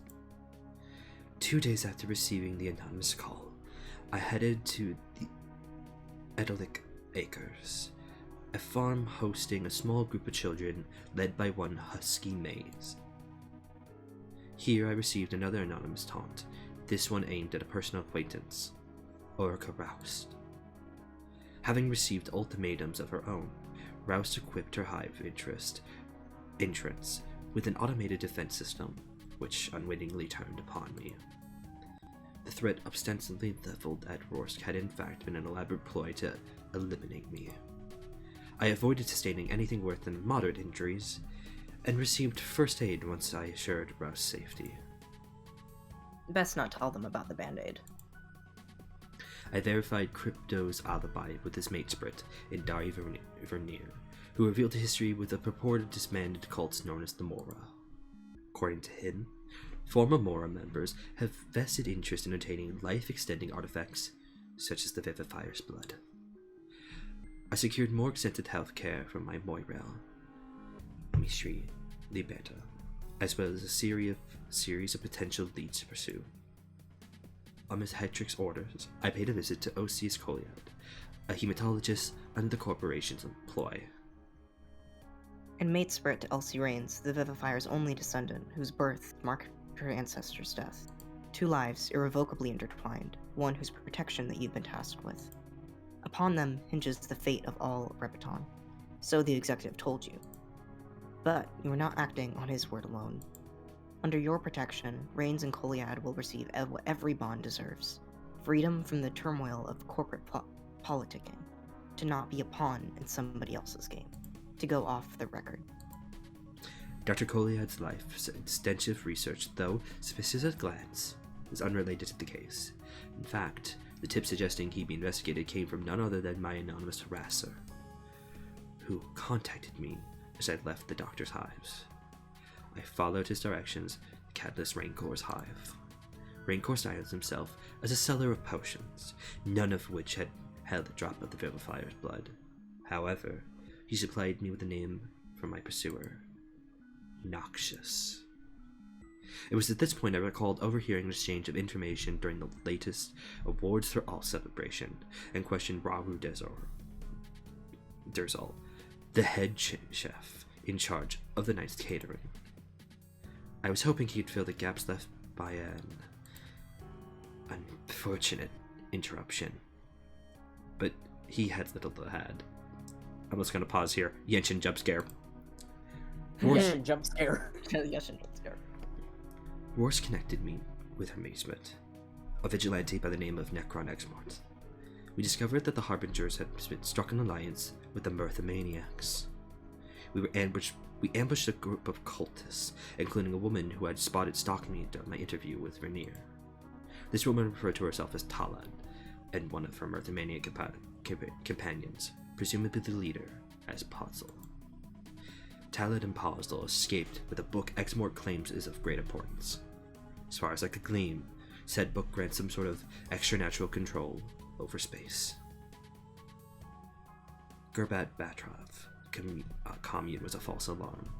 Though they were running a religious operation, it appears to have no connection to either cult. Vernier placed a distress call for an acquaintance, Valtel Gertine, who had fallen victim to Noxus's manipulation. Gertine was in immense distress and reacted violently to our presence. Exmort rescued me from an assault by Gertie's paralytic survival ability. I think you were reticent to accept Necron's aid at first. It hurts to admit, but he saved your life on more than one occasion. And that is after you nearly left him to die at the cultist's hands. At his behest, sure. Still. He will endanger himself again. It's inevitable, given his daredevil propensities and his signing on for Operation Snowbound Blood's final strike. With any luck, this time you'll be rescuing him. Then you can call it even. I requested the aid of one Sabine Briar, who possessed a contraption that allows him to pluck detailed audio information from memories. Once I compared Noxus's dissolve sign against the sigil database. You're not about to tell Hamifi how? I identified our prime suspect as Aumtzi, male, 8 sweeps, olive blood. With this information, I asked a programmer, Crytum, how to decrypt Mott's physical location. In order to upgrade my arsenal before confronting Mott, I patronized Hay and Refro's establishment. Though I ultimately did not acquire weapons, Refero suggested I look into my closest available logistic connections, who also happened to be present at the Awards for All event. You don't wince. You don't drum your fingers on your palms. You are in a memory very far away, watching the inevitable unfold. My kismesis. Yeshin Levis sold Mott the cargo truck route. She confessed to much when I confronted her some hours ago. All that remains is to compel Aumtzi Mott into compliance. Exmort and I will track him down according to Lydian's information. Rouse and Liberta are sheltered in Lydian's hive. They are to operate as communications experts in case backup is required. Mott shields himself behind a disproportionate illusion of power afforded by anonymity and access to privileged information. Mott shields himself behind... Oh, no. It's impossible for him to emerge victorious in a physical confrontation. From the start, Noxus only ever had one intention, laying trap after trap. You faced each trap in turn, not always willingly, not always emerging unscathed, but always enduring. And every gambit requires a sacrifice. Noxus no longer holds any pieces. He's a king alone, incapable of winning and too conceited to play for Stanley. I request immediate authorization to terminate Operation Snowbound Blood with prejudice. You open your eyes. Hamifi writes down your report's final points. Sestro simply stares at you. Then he clears his throat, as he sometimes does before a speech. Authorization denied. It blindsides you like few things ever do, like the deferred pain of discovering a stab wound in your ribs after a fight. Hamifi, on autopilot, scribbles a final pen stroke. She looks up from her clipboard, wearing a rare expression of transparent shock. Mr. Enthrall? Secily, you look like... you just like what your profession warrants you. Close to death and emotionally compromised. You needn't worry about me, Mr. Enthrall. I have lived through worse. I really don't think that's true. Actually, I'd say I know it isn't. Because I've known you all my life, Secily. You used to take care of me when I collapsed. We have similar strengths and memory. Do you remember that? Apogee or perigee, every time I faded in and out of consciousness, I would find you awake by my cube, day after day. When I was a kid, I thought that you exemplified what I was meant to be, that you just didn't get tired. And that at some point I wouldn't either. Now we're here. And if I could have known the way you look right now... Sestro doesn't bother, hiding a sigh. You are the single most devoted troll in all of Rippaton. No! That's not good! You always act like you'd be willing to sacrifice anything if you thought you had to. If your duty compelled you to.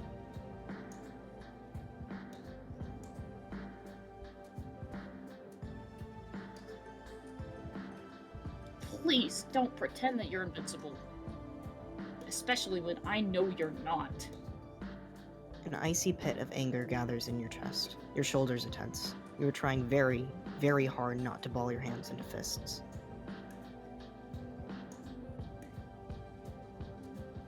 Oh.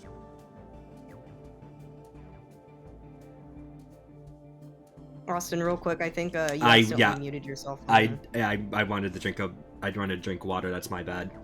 No, you're good. The chat just wanted to let you know. Cool, thank you. I am Chief Regulator, the closest thing to invincible on the corporate roster. And in my frankly improbable case that I were not enough, I have gone as far as to arm myself with backup. I can't send you off to a confrontation I don't fully understand. As far as I know, all you're doing is getting yourself into a mess that's going to drag you under. If not physically, then mentally.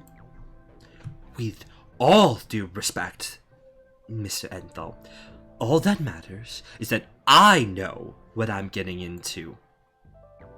That's not true! And even if it was, why do you get to decide how I should... what should matter? Sestro's voice raises an octave. He runs a nervous thumb over his tie and lowers his volume. Your safety matters. We matter. And that's not whether you will or won't get hurt. You've already been hurt. I was worried sick about you that day when you came back from Volta's mansion. If so, you did not show it. Because you never let me! If all I can do is work and work until I pass out and hope that the next time we cross paths, I'll be able to do more than give you directives. I'm tired, Secily. We can't bring personal feelings into this matter. You nearly jump at the sound of Hamifi's voice. Her eyes have been trained on Sestro this entire time. Sestro looks as shocked as you are. Aumtzi's network of power threatens the integrity of the Rippaton Corporation at a critical juncture. We risk decagrades of work if we allow him to continue unabated. Work that has been in motion since before we even assumed our current positions. We cannot afford to discontinue Operation Snowbound Blood. Hamifi. Sestro. It takes a little too long for the words to leave Sestro's mouth. He looks at Hamifi with the same exhaustion that he had emphasized earlier. You wonder if he thinks she understands the point he believes he's making. A point that you don't quite understand yourself. This isn't just about the work. This is about us. Can you imagine what would happen if Secily didn't come back? How I would how long you'd have to work double duty because of my shortcomings in a period of civil unrest. Mr. Enthrall, I cannot stress enough. I will return whole and healthy. Aumtzi is one man who I far surpass in combat experience. I have seized victory from much more precocious opponents while suffering far worse handicaps. Please, just call me Sestro. Sestro sounds spent. For a second, he's 3 sweeps old again, asking you to carry him to his recuperation. Oh, Hamifi only straightens up. You remember the last of her fidgets, touching her earrings soon after getting her lobes pierced, before she perfected the art of commanding the room. if it would make you comfortable, Sestro. As I was saying, Miss Hetrix is correct. Justice cannot be occluded by personal feelings. Secily, you're not a justice dispensing machine. I'm not sure what you want me to say here. You're a person just like every other goddamn one of us. Just like me. You must understand that it's necessary for you to grow out of this mindset. You scoff. It's not diplomatic, but you can't help it. Everything Sestro understands about necessity he learned from you, and your lessons did not include backing off when the going gets tough. It might be hard to see this from the perspective of someone whose age just entered the double digits, but I don't need to grow out of anything. Evidently you do! Listen to yourself! Listen to how you're reacting to being told no for once. Count me not glad that you've finally warmed up to decisive leadership. Sestro lays his hand flat on the table. His chest rises and falls at a heavy, intentional rhythm, one that you taught him to use when anxious. It's not enough to stop his shoulders from bunching up. Sestro rarely mulls over his words this much. A restrained yell etches his clenched teeth. That's that then. You never liked how I did things, so you're going to ignore official directives because I happen to be the one giving them. Sestro. Would you be more willing to take care of yourself if I convinced you I'm strong-arming you into it? Did that become the way things get done while I was comatose? On the contrary, that has always been the Enthrall modus operandi. Hamifi's voice is as blade-sharp as her manicured nails digging into her clipboard. Do not talk to Sestro that way. You too, Hamifi?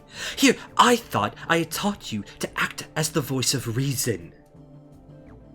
What you taught me is to assist Sestro, whom the chief regulator is displaying unprecedented levels of insubordination against. Hamifi, please, this isn't about insubordination. Then let's stop wasting energy and order her to stay. She doesn't have to understand that this is for her own good. You can't believe this. Whatever happened to not bringing personal feelings into corporate matters? As the heir's advisor, I do not recommend cessating Operation Snowbound Blood, but nonetheless defer to his judgment once it has been made official. As his matesprit, do not talk to Sestro that way. And as your mentee... Hamifi looks you dead in the eye, the way she used to during training in the heavy second before LA. Sweeps pass between Hamifi's first touching a blade and her managing to land a single blow on you. But she'd lock eyes with you, all bloody-minded crit, and you knew she had it in her.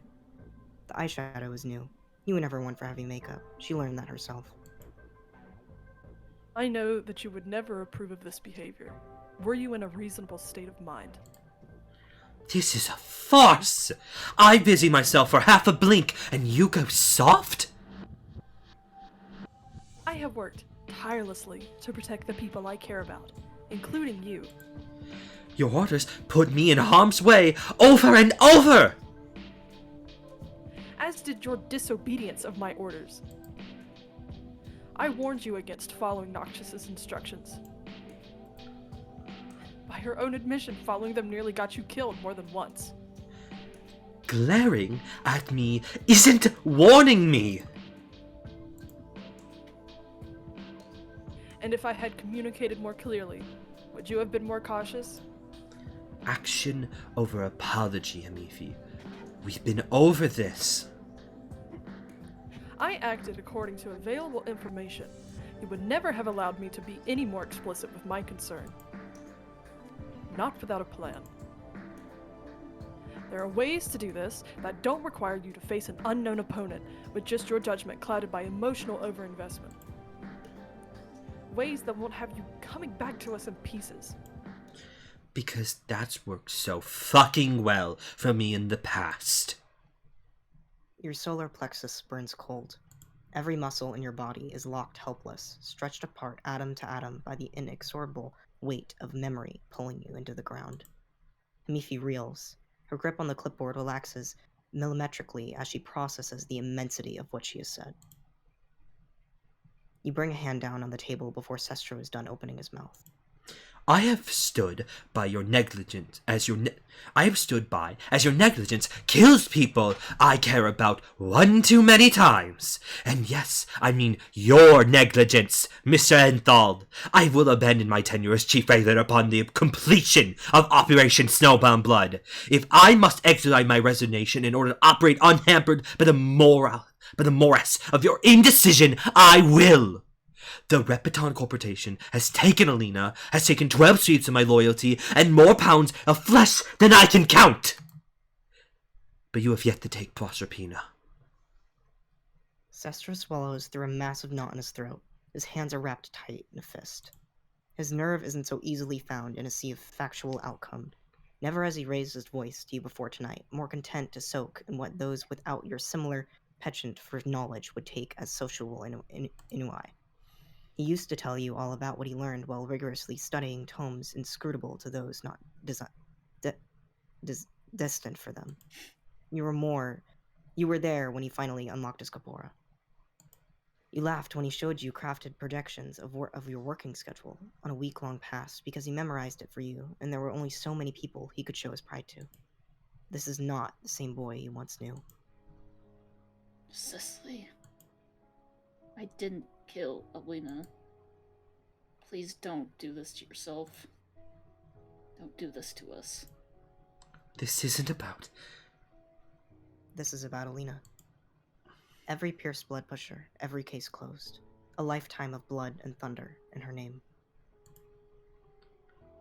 Her. This is about everyone.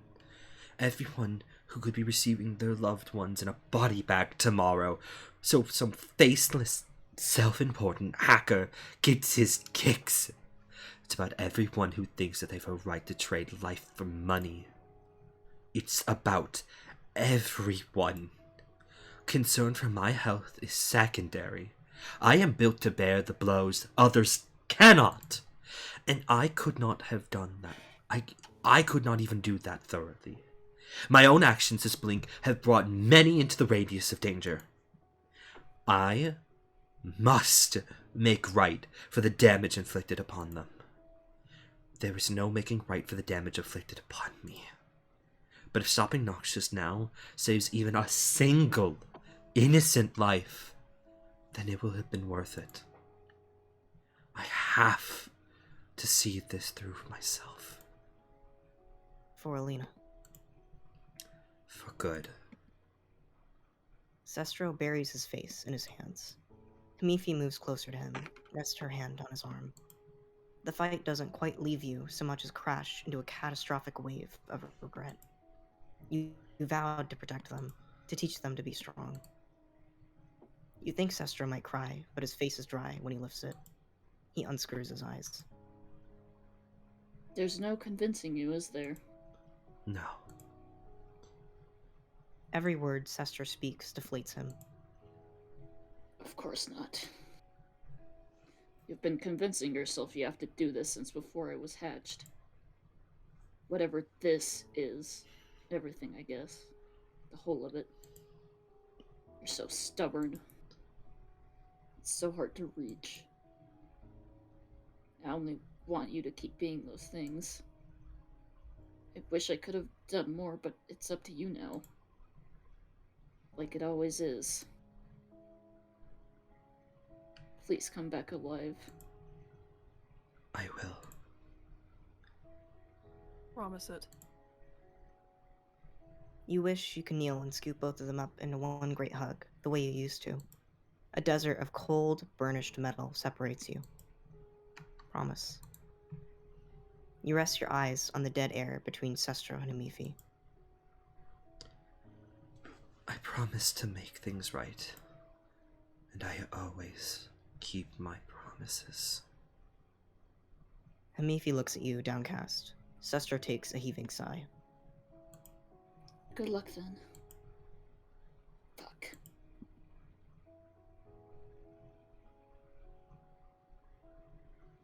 You open the door to the conference room with deliberate calm as you thumb your gun's outline tucked in your holster. Unlike some of the Regulations Force Morgosh elements, you don't notch the handle. 222 kills confirmed over the course of 103 successful operations. 1 to go. So, how are we feeling? I cried. I was on the verge of tears. Like I was about to cry while voicing Secily. Uh-huh. Yeah, I could No, tell. I could tell from the inflection of your voice. That's some of my favorite writing in this whole volume is that bit. It fucking kills me. I'm crazy. I'm insane, I'm How we crazy. feeling? How we Insane. feeling? Asylum. We're sad. I We're am sad. dying. Oh my I am god. dying. I am going insane. Holy I'm fucking going shit. crazy. I love normal family relationships with these trolls. Oh yeah, it's Literally. great. Oh yeah, it's perfect. They're a healthy, happy family. Woohoo! Everything is right? great. I love when Vast Error depicts such healthy relationships. Yeah! between- Yippee! Between True. 3 very good adults that have done nothing wrong in their lives ever, obviously. No, they talk about Especially emotions all the Secily. time. I think Cecily's a very good mom. No, she's not. She is the mom ever, huh? Uh-huh. Mm. I'm No. trying to eat my chicken cordon bleu, and now Oh my. You get to eat pain instead. Yummy. I'm Literally. trying to eat my chicken cordon bleu, and these Yeah, I think the line that extremely well-adjusted adults are making me be on the verge of tears. I think like Very the well line I think the line that did make me tear up finally was freaking this isn't about Alina, but this is about Alina. No. And Yeah. then Cecily says this is about her. I was like, fuck. Cecily is so normal and has never lied in her life. Mm-hmm. Yeah. So Jesus. true.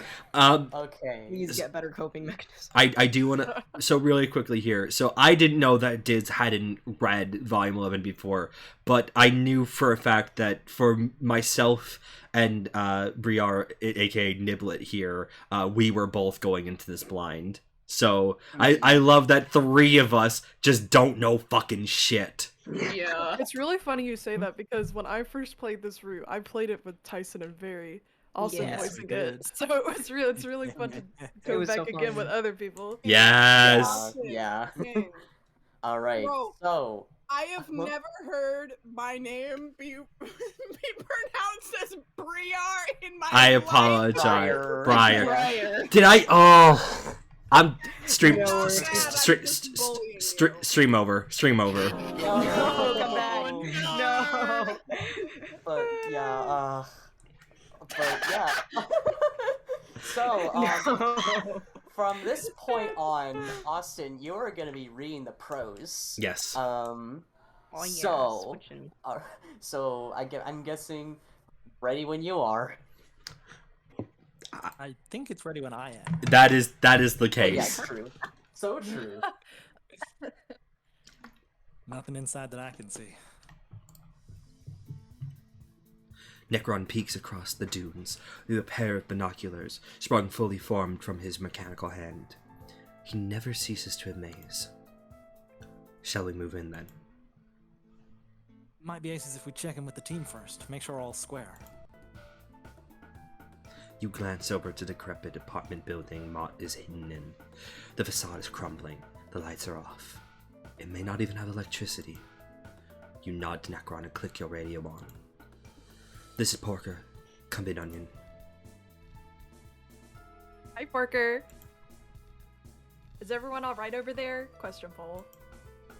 So far, our presence remains undetected. We walked the last of the way to avoid the nose of Handbone's truck giving us away. He's a big one. Hambone. Heart. Lettuce, in position? Lettuce in position, though I'm unsure what I'm supposed to be doing. You're to act as an information handler in order to account for any unexpected movements from the target. Right, unexpected. I hope nothing happens. I hate for anyone to get hurt. It's a lovely sentiment. The kind only a civilian could come up with. The objective is to minimize extraneous casualties. Dijon Mustard? Dijon Mustard. Ready, willing, and able. All communications logged. Orange bouncy spheres in our rebound pit, Regulator. You nod. We'll update you when we move in. Team Cold Cuts, out. Take care, Hambone. Kiss. And you too, Porker. Worry. Then it's just you and Necron. The whispers of the sand against the dunes. And your quarry. Yo, Secily. I know the codenames are absurd Hambone, but let's observe basic OPSECs. With a series of clicks, the binoculars collapse into Necron's hands. Where are you looking to get out of this? Is now the best time? When's the best time? Perhaps when we aren't immediately eminently facing down a quarry of 2 blinks? And that's just the thing. One way or another, this whole investigation's ending right here. When I finish a job, I know I always got something to look forward to. My truck, my friends, my girl. It ain't much, but it's mine, and it keeps me going. What are you looking forward to after all this is said and done? The fulfillment of justice. Is its reward enough? His shoulders heave with a sigh. You know that ain't what I mean. All this fighting you've been doing over the past however long you've been at this, you always say it's for corporate. I'm retiring. Necron brightens up. Looks like we wicked can't rest after all. If there ever was something to look forward to, it's a tad of R&R. I won't be resting. I'll be taking an extraordinary case in perpetuity. Oh. Necron puts his hand to his chin, as he does when he's deep in thought. Well, then you're retiring in name only, Regulator. This is different. I will be protecting 2 kids, barely even old enough to stop qualifying for corporate aid. My skill set is efficient, but narrow. This is the only application of it that I can imagine would do our world any good. That's something you believe about yourself? What? About your skill set. Old bark beasts can learn new tricks. You glare. Necron raises his hand. Whoa, not that you're not mighty sprightly. Everyone is, in my opinion, till they croak. Hell, you're only maybe halfway to real old. Point is, you're not done till you're done, and I don't see you done anytime soon. If anyone out there can keep going, it's you. I know you got more than sword fighting in you. No troll does just the one thing, because we're trolls, not machines. Even I ain't all machine. Necron raises his mechanical arm. You snort. He smiles, sincere but strained. Necron, you've taught yourself everything you know. You have the luxury of a freewheeling mind. Everything I know was taught to me by corporate teachers in corporate halls for corporate purposes. How can I wield my blade in a way that isn't corporate? All I can do with what I've been given is carve a path for someone else, and hope that they will walk it with clarity of purpose. Necron opens his mouth to say something, then trails off. You follow his gaze towards Aumtzi's hideout, and back to you. No, I used to think that too, back when I was packaging customer orders all day, feeling trapped, like there was nothing else to life. I've been a screw in this sprawling mechanism all my life too. All trolls are. And I'm not gonna preach and say I've broken out, but I found a way to feel sustained. We don't front this gig to make up for lost time. It's just about doing right from here on. For the ones you love, yeah, but most of all for yourself. Then why are you on a corporate case? For you, Secily. I got a damn good... I can't words. I got a good feeling the best damn regulator that ever lived can be the damn best at anything else she wants. You don't gotta figure out what that is now. Just know that for as long as it takes you to do it, I'll be fighting right next to you. Necron offers you his hand. No matter the cost. It's not often you hesitate before a handshake. It's not ever that you let someone else fight for you. You take his hand in yours, looking him in the eye. His grip is strong and sure, full of fire. He has your back. You know this is the way you know all true hunches, instinctively. Then I'll have your back too, partner. The second you let go of Necron's hand, the radio pipes up. Come in, Porker. This is Dijon Mustard, requesting removal of the Dijon Mustard designation. Necron coughs into his fists.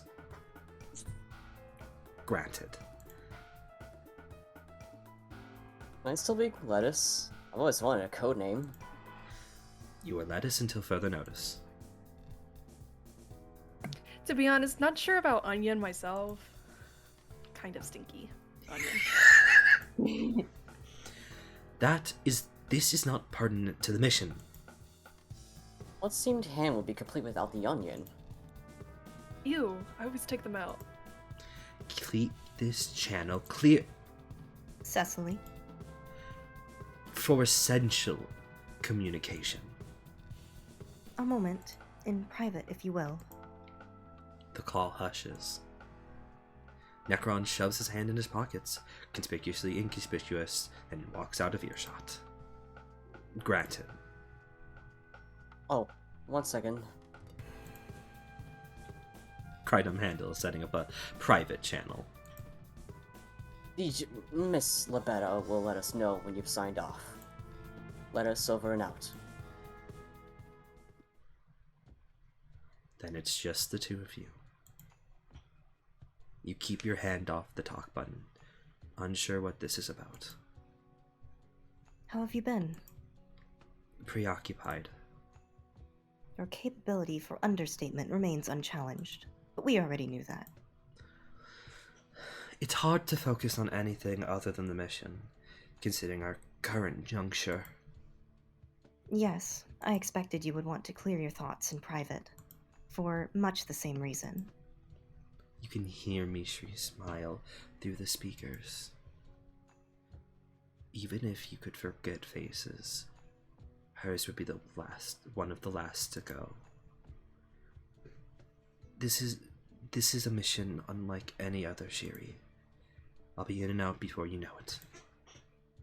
You know every mission worries me. You've gotten good at not showing it. And you at knowing when she's not showing it. You've never been good with people, but after 10 sweeps of moral allegiance, you can't not pick up on some of her tricks. I don't want my worry to interfere with your work. Worry can be handled. You're the one whose job requires, to put it lightly, snap decision-making. You've never interfered. Or rather, it's a pleasure every time you do. I don't mean to imply that you're interfering, that is to say. It's merely a manner of speaking. You let go of the talk button, fingerlings tangled on your tongue. You know she's on the other side of the call, chuckling, not pressing the talk button out of politeness, unfailingly considerate. All the purity of his soul the sweeps have taken from you, they have granted to her. This will be over soon, and I'm fully glad for it. You've never taken any rest you did not want to take, and I can hear that want now in the edges of your voice. You're right. You often are. I can't wait to see you again. Even if we just met, I expect an afternoon for just the two of us, with no pressing matters to attend to. No business to tangle your tea time with.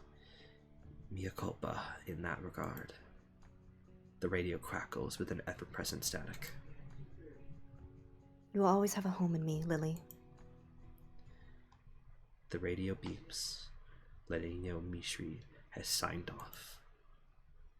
With an unhidden sigh, you follow her lead. Time to put an end to this. You carefully gather your emotions, pluck the thoughts buzzing in your head like persistent insects, and put them away. You have no need for them past this point. The only thing that matters now is the case. The information Crytum got you has led you to this place. An old hive in state of despair, long abandoned by all but the occasional person squatting in the doorway, as evidenced by the musty sleeping bag on one side and the empty beverage containers scattered throughout. As you walk past them, the stench of rot and decay forces into your windpipe. You grimace, but don't slow down even as Necron grows under his breath. Ugh, gross. You stop in front of the door, covered in a faded graffiti and rimmed in rust. However, its poor appearance belies a solid, sturdy construction. You twist the handle, but it's locked. You give the door itself a firm shove, but it doesn't budge either. Why did I expect this to be... The lock starts turning, and there's a series of mechanical clicks, each seemingly louder than the last. Then with a final whir, the door opens. Easy. Besides you, Necron chuckles under his breath. Looks like you were right on the money. You push the door open all the way and creep inside. Keep your guard up. He knows we're here.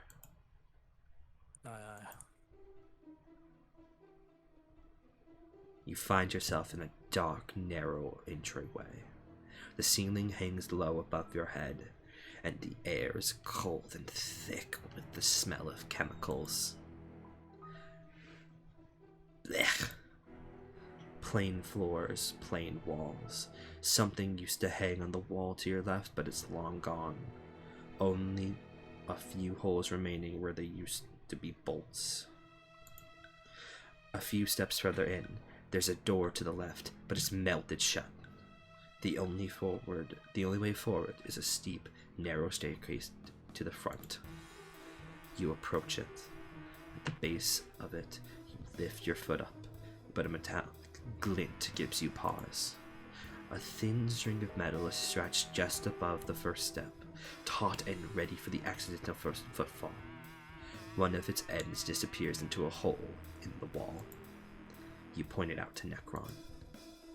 Mind the tripwire. Oh, good call, Chief. Your eyes still do their job. Straining your vision for any more traps, you begin your ascent up the stairs. Necron follows. He doesn't say anything more, and you're grateful for the silence, hoping that it means he's also paying attention. Crytum's voice sounds in your ear. Is, everything alright so far? Everything's fine. We're progressing through the building. The staircase climbs up at the steep incline. There are 13 steps in each flight, with 2 flights in between the floors. The landings between them are as nondescript as the stairs themselves.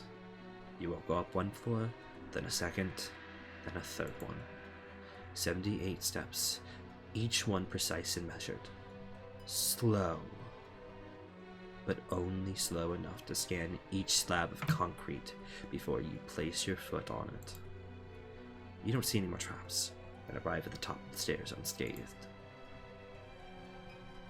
You stand firmly in front of another door. Smooth, solid, white, firmly shut. It does not have a handle or a keyhole that you can see. Pressing your hand to it and giving it a push does not accomplish anything either. To the side of it is a small panel that you initially dismissed as a doorbell. A second, more careful look reveals it is a scanner, pulsating with a sharp green light. It's not big enough to piece your whole hand on. Perhaps a single finger might fit. You put your thumb over the scanner. There's a flash of red light, a beep, and the silence again. That would have been too easy. As the light returns to its expected green, you feel Necron's eyes boring into your back, observing you as you observe the scanner. Eyes. You let your hand drop back to your side and take a step closer. Necron seems to have come to the same conclusion because his loud whisper breaks the silence. Cecily, I don't think that's a good idea. You don't bother with response as you remove your visor from your eye and lean down towards your scanner. You hesitate only for a moment, a pause between two breaths long enough to notice the fear and dismiss it, and position your right eye in front of the scanner. The burst of red light straight to your pupil is blinding. Your mind is coming up with a dozen different scenarios, each sorting them each alphabetically by probability or by amount of damage done. A burst of toxic gas bursting to the panel and into your lungs, choking you before you could hold your breath. An explosion activated by the scanner input, blowing you back down the stairs in a mess of shattered bones and scorched skin. A thin, sharpened metal rod springing out, an unseen mechanism to sink deep into your skull. Instead, there's another, different beep, and the clicking of a locking mechanism moving. The door opens. You straighten your back, your eye intact, and if there's some cruel irony to that, you pretend not to notice. Waving Necron along, you cross the threshold. It does not come as a surprise when the door shuts behind you. Getting it open again is a problem you're going to worry about later.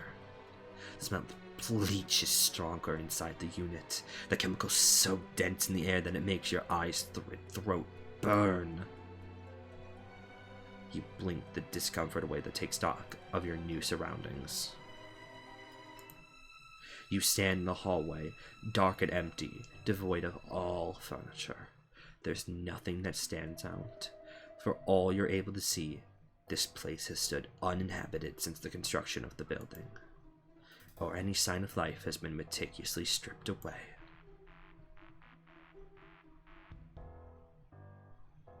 All good still? All good. Luckily, he manages to contain his excitement in a whisper. Necron in tow. You take a few careful steps into the space. Here too, you don't notice any traps. There are 3 doors that you can see, 2 to the left and 1 to the right. They all seem identical to you, with no indication of which is the correct one. Whether it's the correct one at all. But you need to make a decision.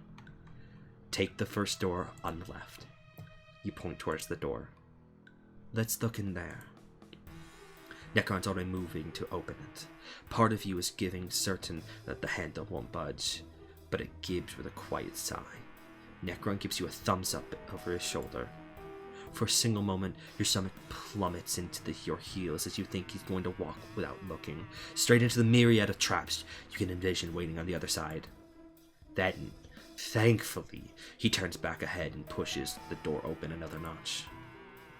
There's nothing but darkness beyond it, but you peer inside, trying to make out the interior by the murky light of the hallway bleeding inside.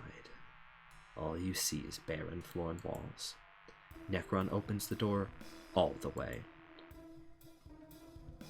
There's a whir of fan and the room is suddenly bathed in a low blue light.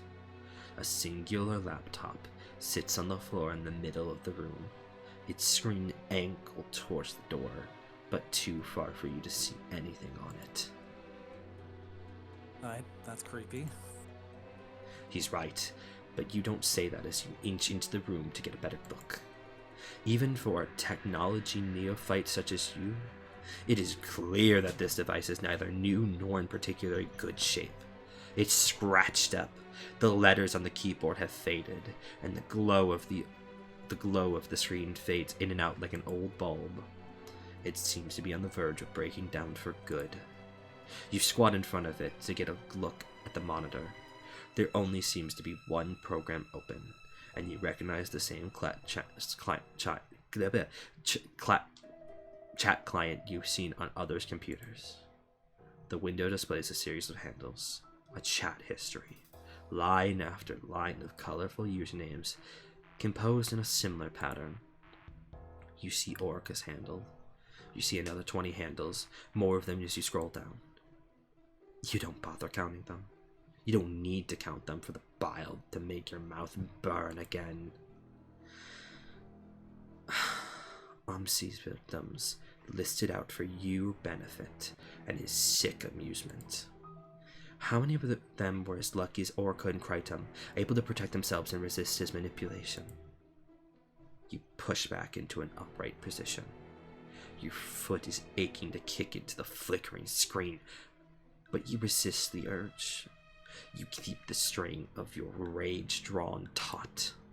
This is going to end tonight. You will end it tonight. You can wait until then. You storm back into the door.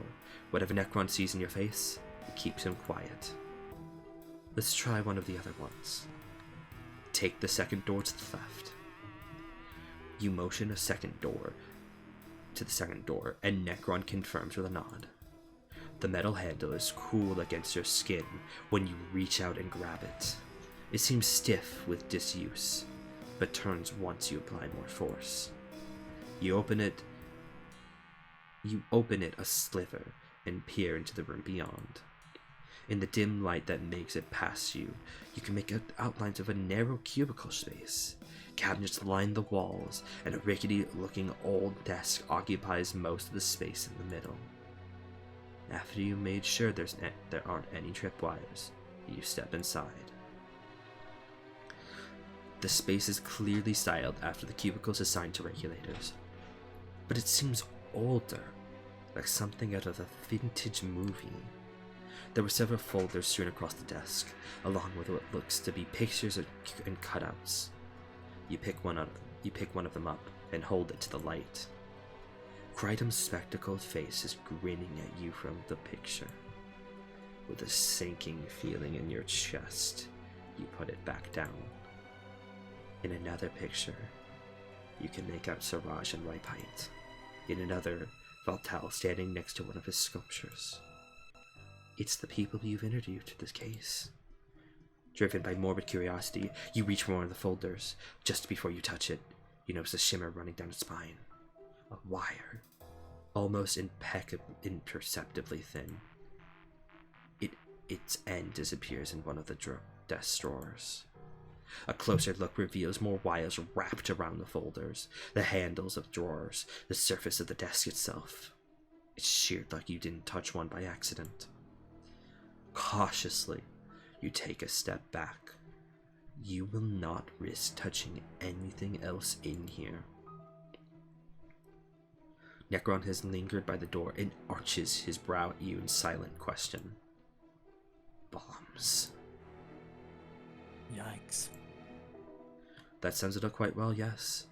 You leave the room and Necron shuts the door behind you. Take the door to the right. You nod to the right. Let's try this one.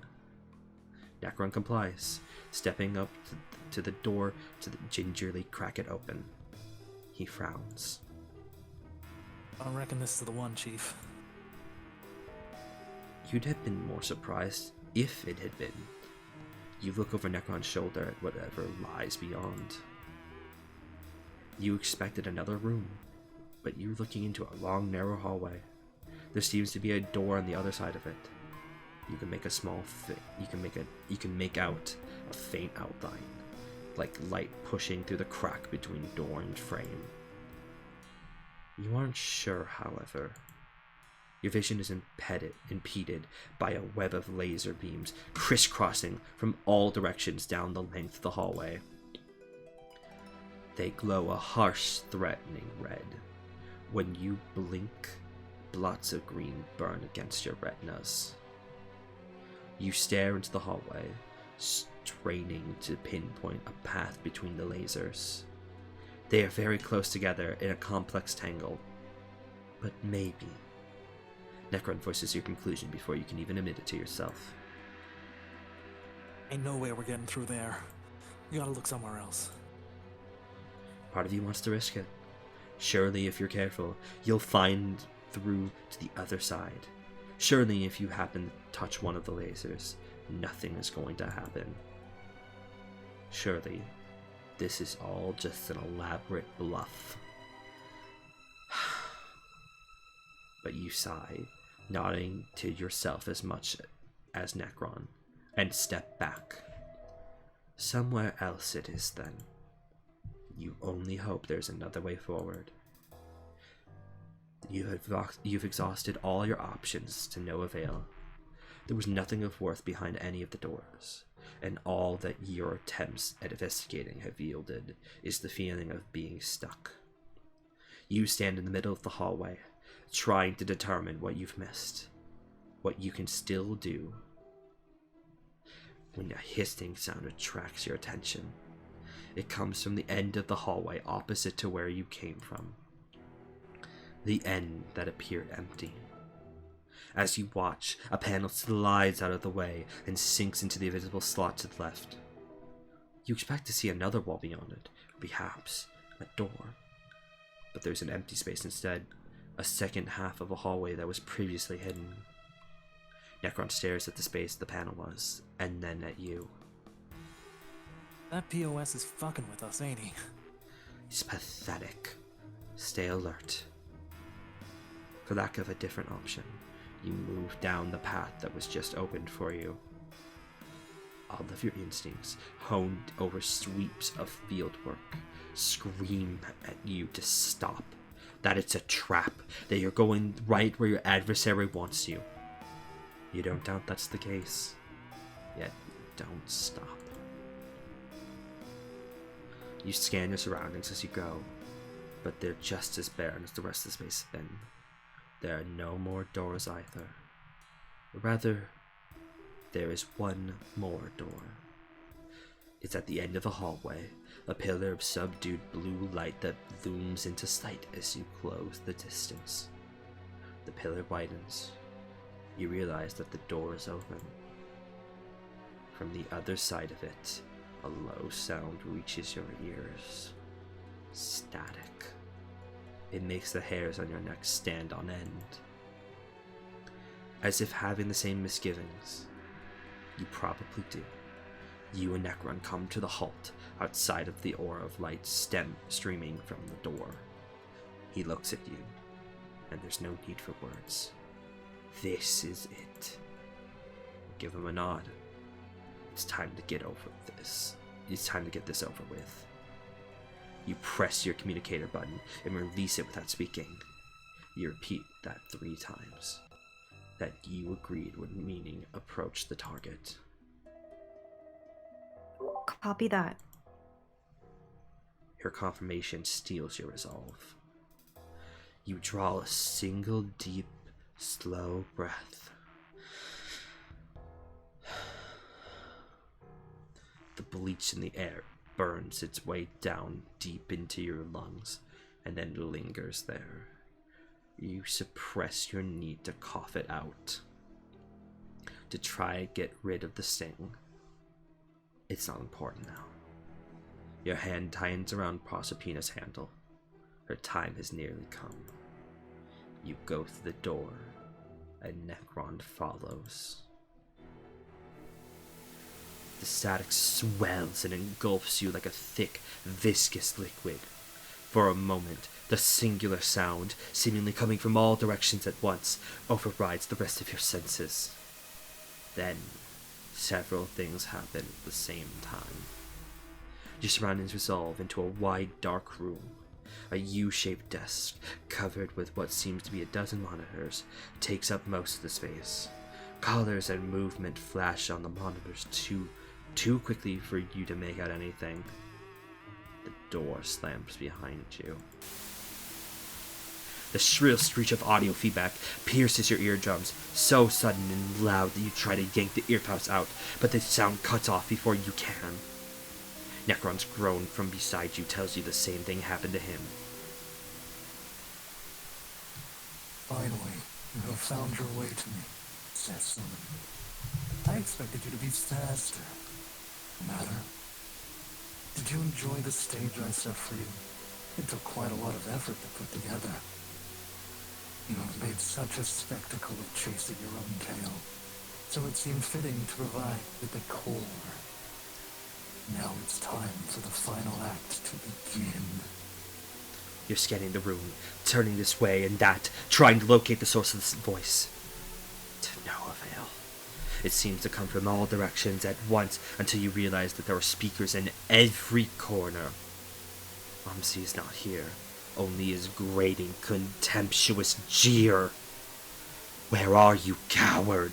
Reveal yourself! Not so soon. Did you really think it would be so easy? Easy? You think everything about this case has happened since the beginning.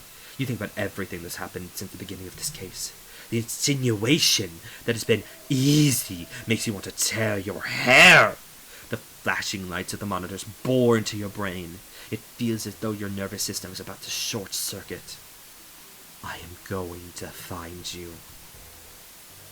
Oh, you will, when I let you. All the monitors go black. The static ebbs. You should start looking now. Your time is limited. There's a click, and the door on the opposite side of the room you had noticed before swings open. Maybe you missed an essential clue along the way. With another fizzle of static, the speakers turn off. Silence envelops the room, its reign unchallenged and even by your breathing. In your ears, your pulse is as loud as gunshots. Necron moves first, crossing the room to investigate the new door. A string of colorful expletives spill from his lips, and some distant corner of your mind that's observing the proceedings nod along with it. You join him at the door. It leads out the building onto a metal landing of a fire escape. The rusted stairs lead down and disappear from sight. It must be another trap. You turn back and return to the unit. There must be something there you missed. Well, Cecily, what's it going to be? Aumtzi's voice, suddenly much quieter and coming from much closer, gives you a start. He's speaking directly into your earpiece now. Necron's lurch tells you he's also hearing him. Where are you going first? Figure out where to start your investigation. That is your job, isn't it? If I like your choice, I might start answering all those burning questions that you have. Wouldn't you like that? Your anger is nearly choking you. You want to throw your earpiece to the floor and grind it underneath your heel. But you want to do the same to Aumtzi. But first, you need to find him. Look to Necron, and he seems lost and frustrated as you're feeling. We gotta find him, Chief. Your little sidekick is correct, Cecily. That's what you want, isn't it? Answers. Closure. Come and get them. You stand rooted in place for another moment. Then, the grunt. You throw the door open all the way and head down the stairs. A gravelly laugh echoes in your ears. That's a good regulator. You grit your teeth, gripping the railing so hard that your knuckles crack. The stair creaks under Necron's weight as he jogs to catch up with you. He's blocking out communication with the others. We need to find a way to get rid of him. I can hear you, you know. If you want to find me, you'll have to do as I say. Well, what do you... Look. Lovely thing to hear. Would you rather give up and let me have my fun with others? You have no choice. He's been toying with you this entire time. And if you don't want to waste your one shot at catching him, you must do as he says. The crime scene. Necron gapes at you, but then his shoulders sag. I'll go get the truck.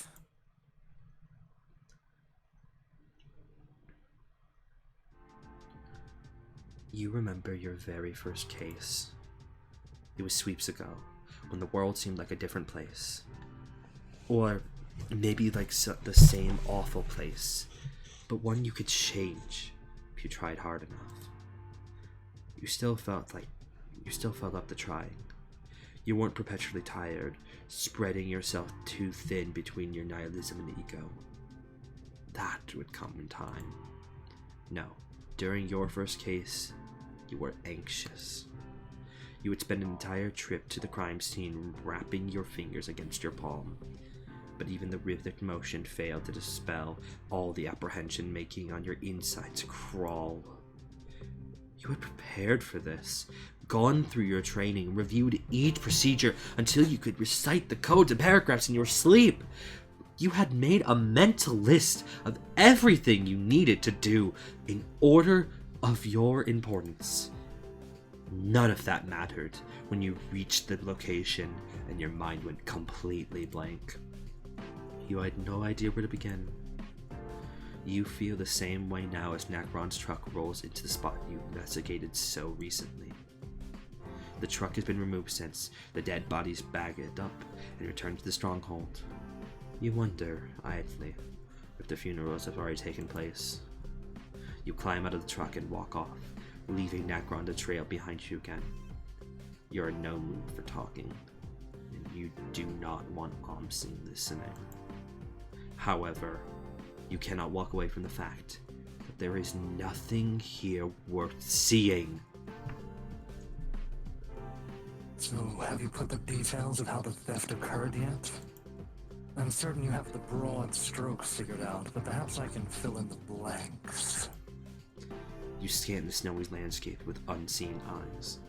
The harsh, mocking voice in your ear is the focal point of your attention. Start from the top, then. The first thing one needs to organize a theft is a man on the inside.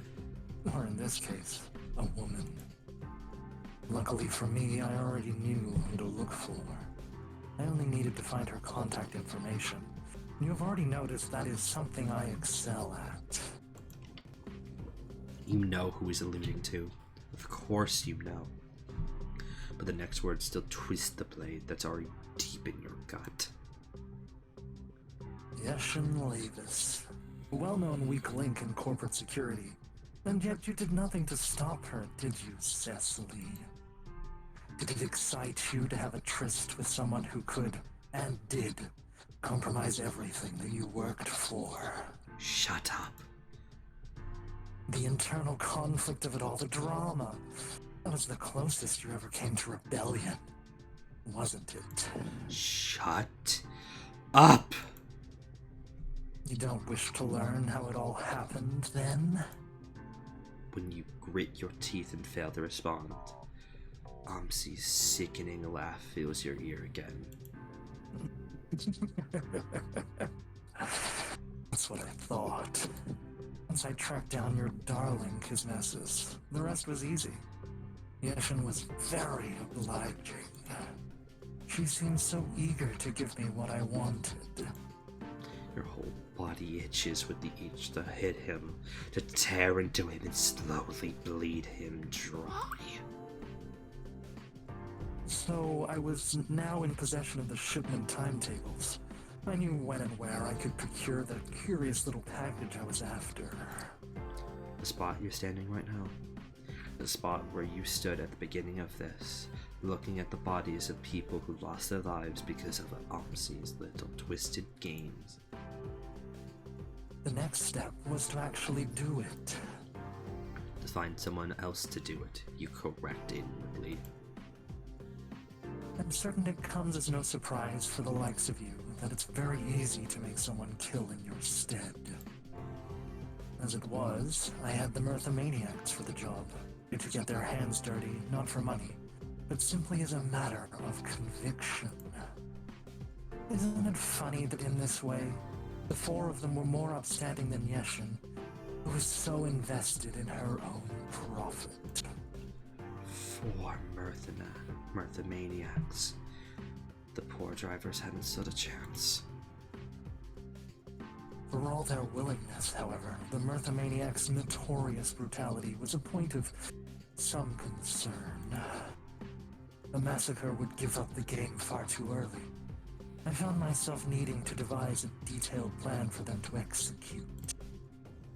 Entry point, manner of disposing of the drivers, exit.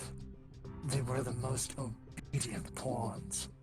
I think they enjoyed the challenge. For all of the secrecy and security surrounding this shipment, it was almost too easy to get it. Acquire the information, forward it to my people on the ground, and then wait. A job like any other. It worked like... well, you already know that, don't you? It worked well enough to leave Chief Regulator Iapara stupefied and flailing for direction. Exactly the way I wanted. For a moment, you picture yourself like a puppet, strung up and made to play along with the music you cannot hear. Your wrists burn with the phantom pain. Why?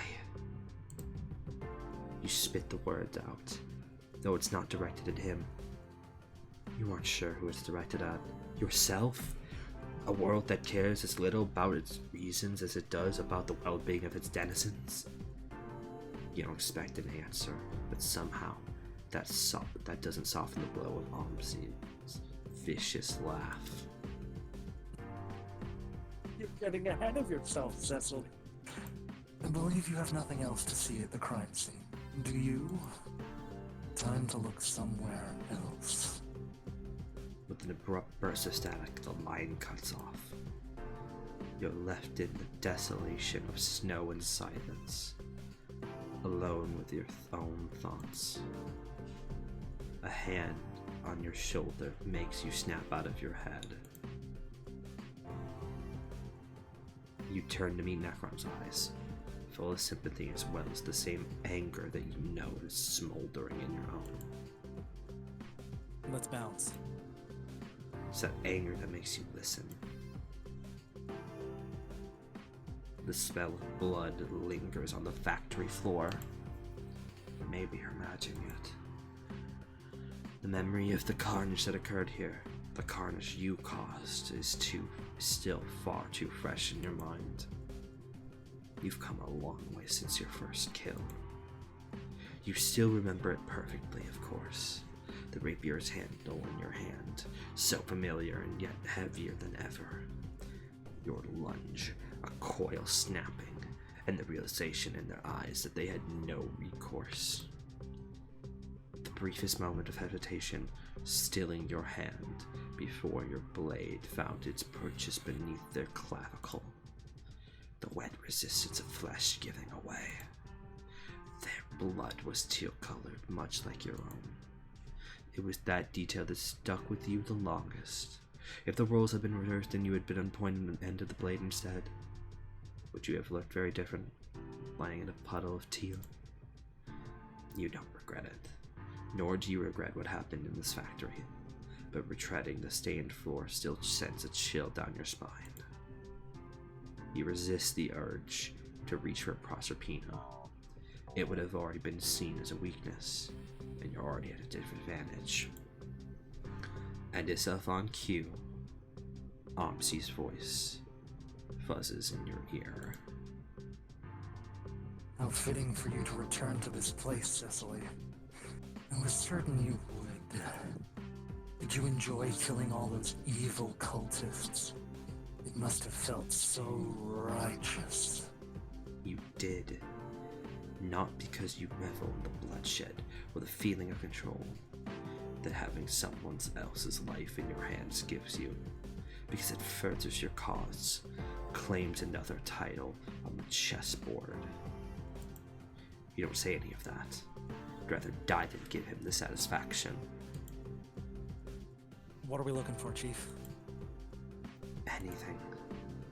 You aren't deluding yourself that you're going to find something here. The only reason you're playing along with Aumtzi's game is to buy time until he slips. You are deluding yourself that you're only going to find something here. The only reason you're playing along. And he must slip.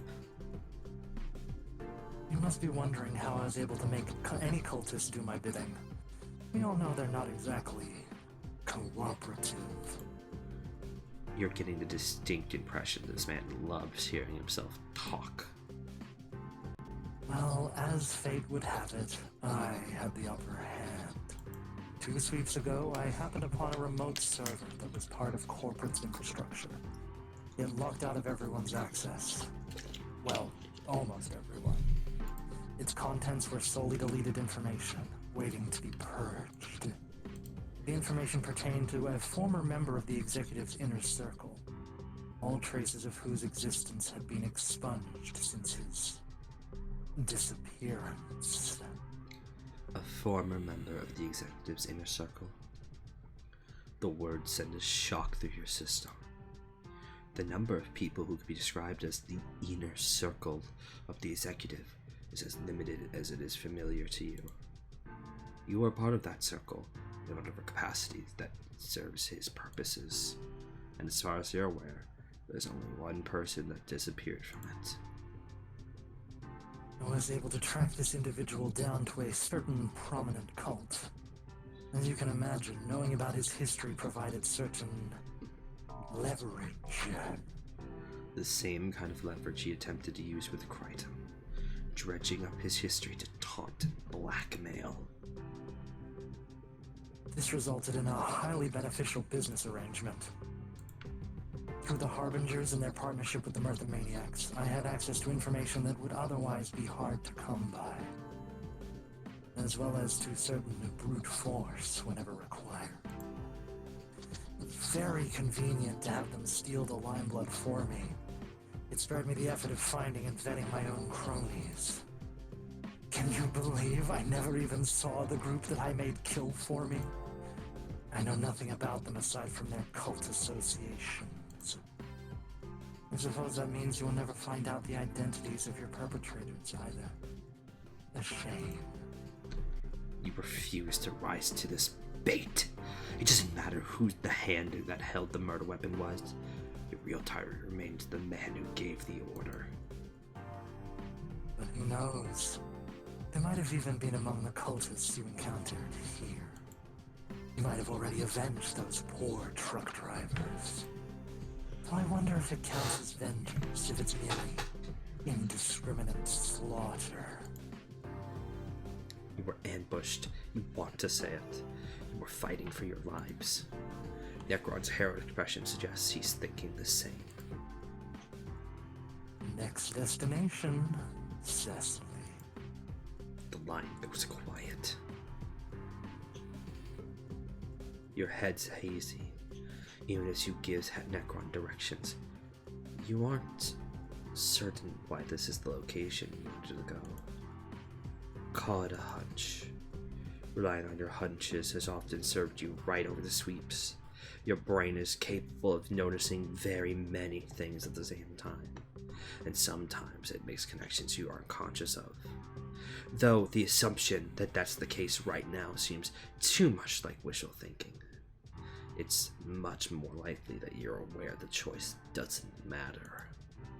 Indari's theater is empty when you walk in, the darkness covering the space like a curtain waiting to be lifted. There's a single janitor sweeping between 2 rows of seats, but they take one look at you and the rapier at help and make themselves scarce. Necron and you are alone. The familiar voice crackling in your earpiece quickly reminds you that's not the case. A theater? How very dramatic of you, Secily. Are you certain that a thespian pursuit was not your true calling? And that's said by the man who's been soliloquying, thank you, for what now feels like an eternity.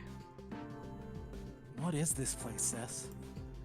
You think of the dressing room meeting with Indari and his discomfort as he relayed his past to you.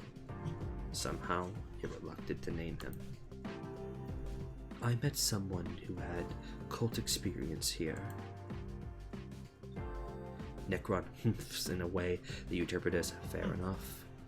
Perhaps he's also resigned to all of this being a fool's errand. Aumtzi speaks again. I'll give you this much, Secily. Could not have picked a more fitting place for this denouement. You must be wondering at this point, why do any of this? Why orchestrate this entire spectacle for the benefit of a singular corporate pawn? What did I stand to gain?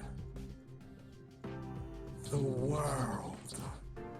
His voice booms and echoes at the words, static flaring up in a discordant chorus. You're willing to bet he did it on purpose.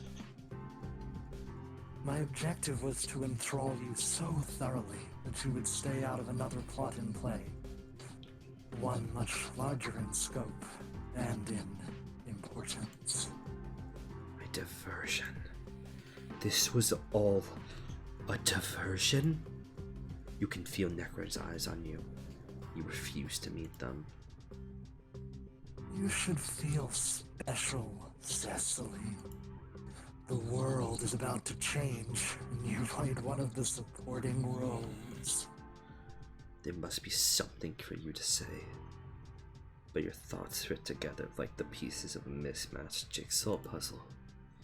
Necron is the first to break the silence. Change how? What are you talking about? You'll see. There are parties with certain knowledge of events that have yet to transpire. Events that will change our reality forever. You've already met one of the main actors of this change, have you not, Secily? I wonder, did you ever realize that? Or were you too busy trying to solve your own little pointless mystery?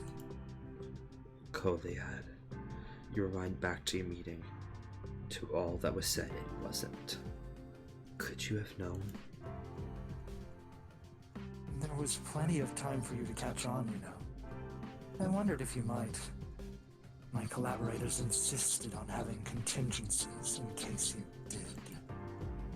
Could you have abandoned the case if you had realized its only purpose was to distract? You don't know. You hate it. Don't beat yourself up too hard about it. When the future comes, you will be among the people who made it possible.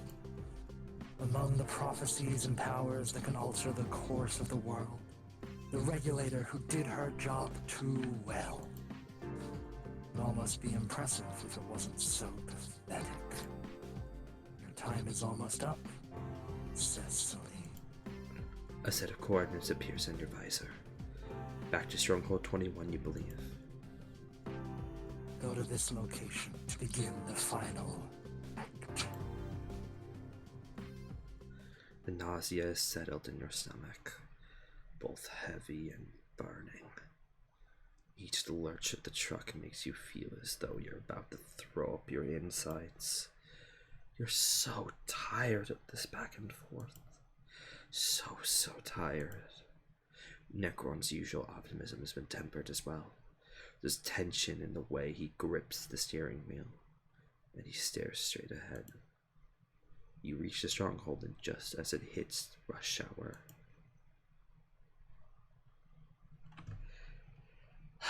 fine.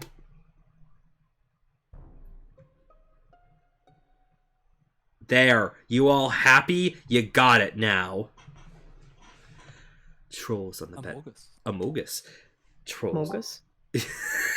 Among Us! Among Us! I love verified Among Us moment. Trolls on the better end of their work days. I'm very happy. Among Us! I'm I actually love very verified pleased. Among Us moment. Mike is not working for some reason. Oh. Wait, Come on. wait. Hold on. Mike was not working for some reason. Hold on. I just realized I can do something now. Oh. Wait. Hold on. I can hear myself through Niblet. Niblet. Niblet! From like 2 minutes ago. There we go. Sorry! It's okay. Sorry! At least wear headphones. Also, that's Tyson backgrounds. Tyson backgrounds. He. This is one of my favorite backgrounds of the whole series. It's just so well done. And I Oh, like thank all you. the little like details and everything.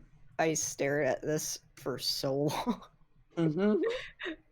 Valid. I mean, of course, you appreciate were it. the one drawing it. My Olschu favorite is did the sketch for this. Actually, they did a fantastic job in the sketch. It was Yes. awesome. Yeah. Shoutouts to Olschu.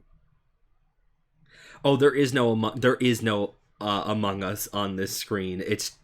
They've just been saying Among Us every time Among Us comes up. No. I There is can- no, there I can is no put- more Among Us. I can put an Among Us up on the screen right now. I'm not going to though. I have Okay. restraint. I have restraint for myself. Why do you hate gay people? Oh my Anyway. fucking god. Help. But yeah, you keep going. Yes. Don't be lame! Don't be lame! I don't have an Among Us on me! I don't actually! Pen! Oh. Get one!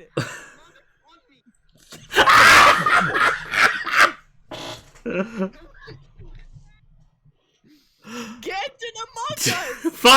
Fine. I guess we're pausing the fucking.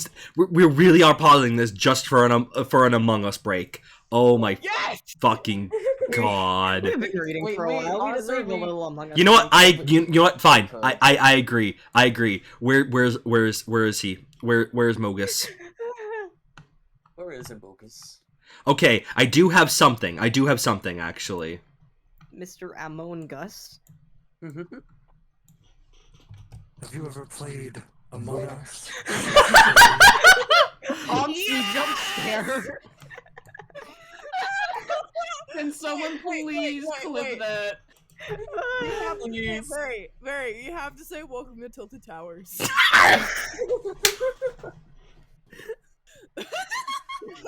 Welcome to the Tilted Towers, Cecily.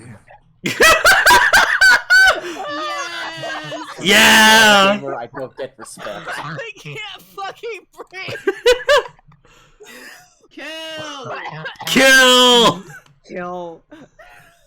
I'm fucking dying! Towers are killing me! Good. You're being killed like in Among Us. The Tilted Towers are sus! Thank you. Thank you for that. Fuck. I've come to make an announcement. Cecily Ibarra's a bitch-ass motherfucker. Oh no. No. Oh, just Please, wait. please, please. Oh my god. Okay. Holy shit. Austin is not Alright. allowed to see it until the end of the route. I will not watch it until the end of the route. Jesus Yes. Christ. Alright. Very, can you please say that Secily is a bitch ass motherfucker in the did you? Aumtzi book, please? Yeah. Just the You widow. will see. Just wait. Just wait. Not Just now. just wait. The widow. Okay. All right. Let's. Alright. Now that all of the tension has been broken, let's go back into it. Yeah. Let's Back to go. more tension. Let's go. Trolls on the better end of their workday stream from the office buildings into the streets, waiting for public transit. The billboards on the sidewalks and surrounding buildings seem to glow brighter, as though they know their target groups are more susceptible to the promise of relief and entertainment after a long night of mind-numbing effort. It's probably on purpose. You leave the car a few blocks from your destination. It's as far into the stronghold as you can make it with a personal vehicle. You only need to walk a short distance. Walking brings some relief, but you still feel like your mind is at the far end of a long tunnel. One way or another, this will be over soon. The thought is not as comforting as it should be. A crackle in your earpiece pulls your attention back to reality. You brace yourself for another one of Aumtzi's monologues. But the distorted, choppy voice that reaches you is someone else's.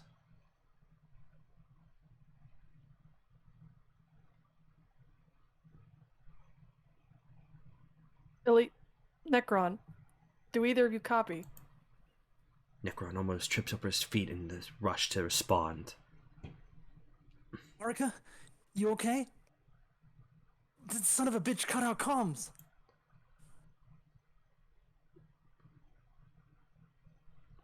On your stream. I'm sorry, I went to go cover my bird. Forget about Ron. We have problems. We've been compromised. Even with every other word cutting out, you can make out the urgency in her tone. Need help. You need over here now. Necron is frozen in place, his eyes wide. You can feel his own blood pressure drumming against your ribcage. Oricka, where are you? What's going on? You keep cutting out. Our coordinates. Ron, please come quickly. A line goes quiet again. Your mouth is coated with sandpaper. It takes you a few seconds to find your voice. Go. His frantic eyes meet yours. In them, you can recognize a panic so familiar that your breath catches. I can handle him. You need to go help her. Go. He only hesitates for another moment before he gives you a curt nod and burns back to his truck. You watch him until he's swallowed by the crowd. His determined path leaves confused and irritated trolls in his wake. Once again, you're alone. It's the way you should have done this to begin with. You shouldn't have involved anyone else. It just puts them in danger, like you knew it would. If something happens to Necron, or Oricka, or Crytum, it will be your fault. It's their fault. It's your fault already that they're in this position.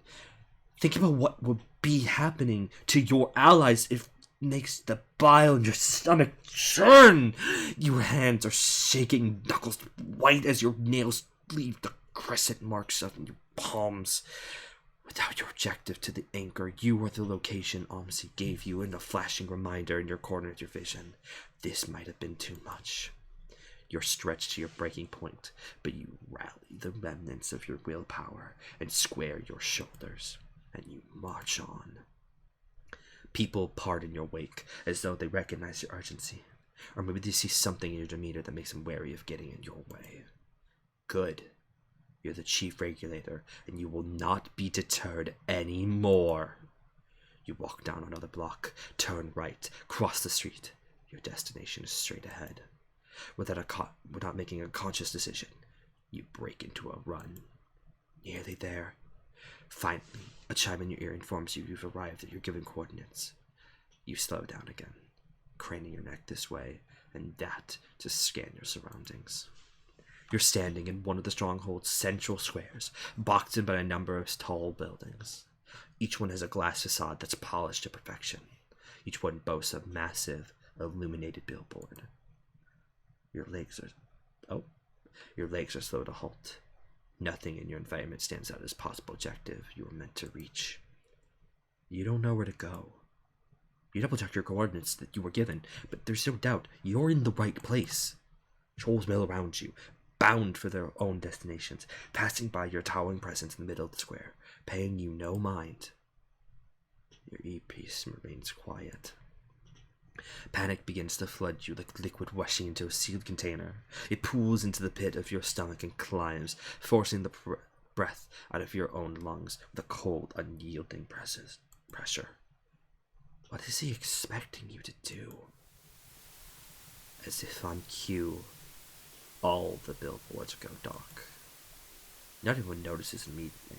Some of the passersby keep walking, preoccupied with their thoughts on the phones and the hands. Some trolls pause, however, look up in confusion. A few seconds go by without anything happening. Then, a figure appears on the billboard in the middle, staring straight down at you. Welcome, Secily. Instead of in your earpiece, his voice now booms from the square's audio systems, distorted and ever so slightly out of sync. Everyone around you is stopped now, looking for the source of the disturbance. How nice of you to finally make it. Oh no. The rest of the billboards light up again now. All of them are broadcasting the square from different angles.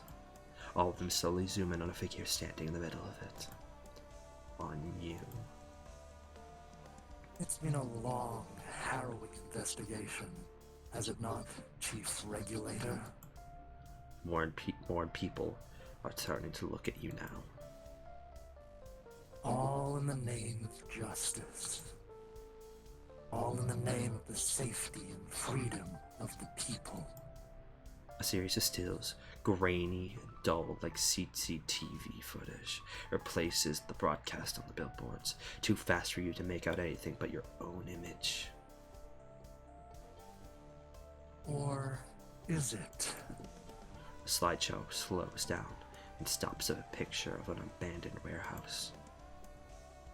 Secily Iapara, Corporate's Chief Regulator, Clarid Enthal's own trusted tool. It's empty but for two bodies on the ground. The puddles of blood that have already formed around them. A young troll cowered in fear, and yourself, arms outstretched as you hand him a blade. The question of how Aumtzi was able to attain this footage is an afterthought in your mind. Confusion and panic makes you think in slow motion, as through wading through a mire. Protector of corporate power and order. A paragon of the virtues of our kind. It's only fair. You remember telling that boy seconds before you stopped his heart with a practice blow to the chest. Was it? A trigger-happy executioner given free rein. A murderer. On the screens, you drive your rapier into your opponent's torso. The crowd around you lets a simultaneous gasp of horror. The people closest to you step back. You want to explain that the person was a criminal, and the reason many others died. But you can't find your own voice. The troll's pained expression lingers on the screen for another moment. He looks terribly young, barely an adult, and so very, very scared. The image fades. A few minutes pass, blanketed in silence. People shuffle around you, none of them even pretending that you're not the focal point of their attention. The stares blind you like headlights, itch under your clothes, settled against your skin like clammy hands. The mass of people have formed a haphazard circle around you, out of the reach of your rapier, but still too close for comfort. There's too many of them. The screens come back to life, and for a moment, you're grateful that they direct the crowd's attention away from you. Your relief is short-lived. Once again, your own enlarged, grainy visage is broadcast across the screens. Look at this person. High-ranking, established, respected. Is this the role model you want? On the screens, you're staring down at Bitecon Crypto, your weapon drawn and poised at his neck. People gasp when they recognize him. The image changes again, showing a frail, emaciated troll in a barren room. Oh no. Oh no, don't fucking tell me. The perspective is skewed so it looks like he's cowering away from the camera. Then you realize this is the view from your visor. He's cowering away from you. His tear-streaked face is much too close as you remember the way you towered over him. His eyes, wide with terror, stare at you from the screen. You're going to be sick. Another screen switches to another still shot, and then another. The backdrop is different in all of them, but your steely expression isn't. Your locked jaw, the blade clutched in your hand. Fearful faces. Blood drenching your clothes, painting floors, the sickening rainbow of a petrol spill, a pile of mangled bodies. And to top it all off, Aumtzi's voice dripping venom into the ears of everyone around you.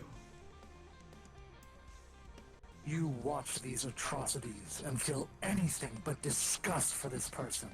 For the ones who not only sanctioned, but demanded them. How did we get to this point? When did our world get so distorted, so fraught with ugliness and cruelty? Who is to blame?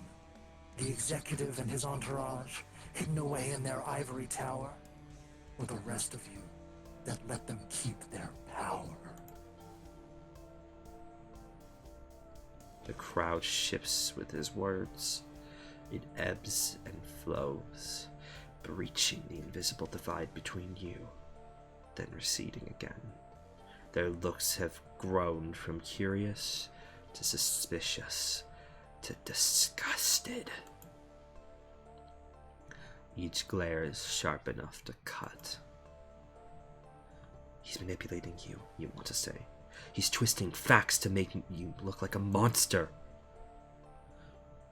But these things are all things you did, taken out of context and meant to fit his agenda, but real nonetheless.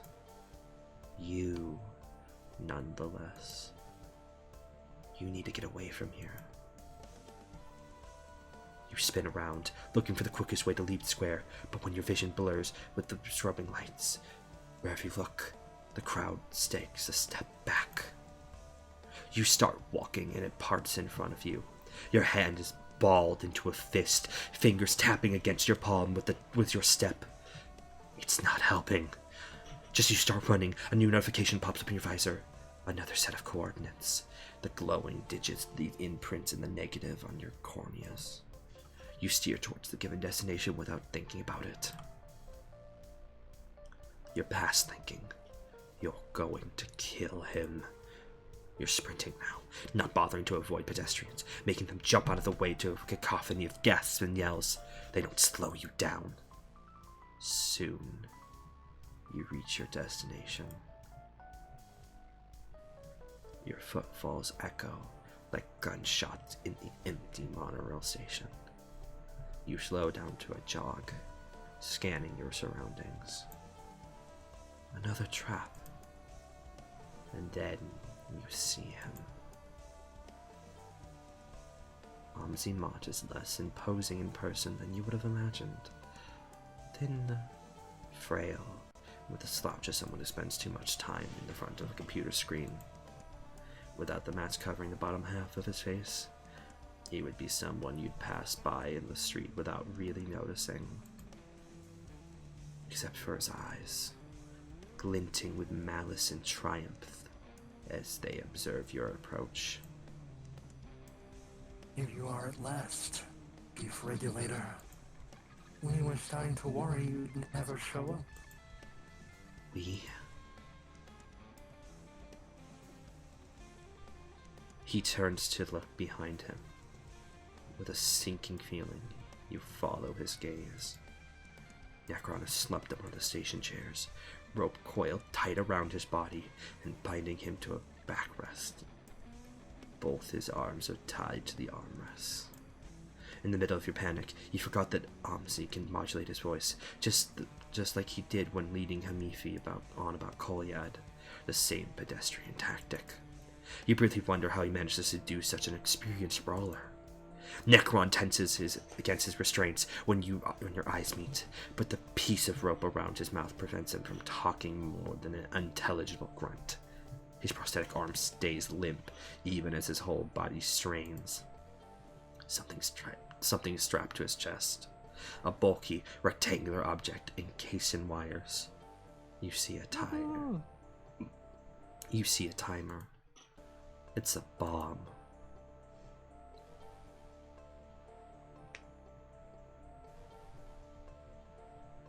And this is your conundrum. You little... I would refrain from swearing if I were you. This conversation is being broadcast across the stronghold. Only now do you notice the drones hovering around you. The flash of running cameras. Fuck. This is how it's going to go down, Secily.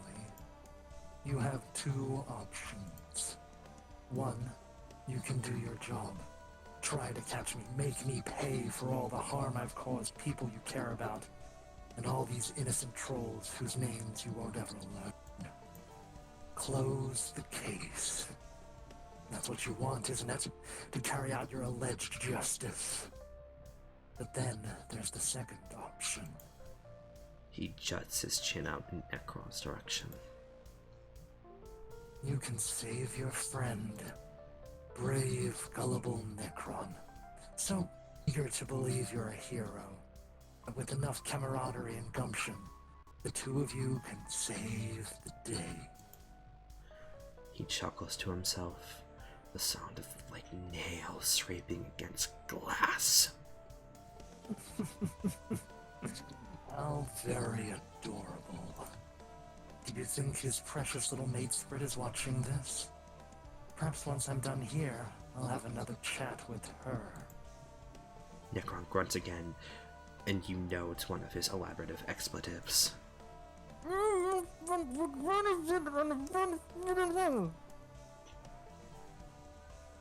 So what's it going to be, Secily? Will you uphold what remains of your professional image and prove your friend wrong? Will you let down all the people you're meant to serve? What is the message you want to send all of our eager viewers? The morals you wish to impart on those you've influenced? How will you let your story end? You try to swallow, but your mouth is so dry that you nearly choke on nothing.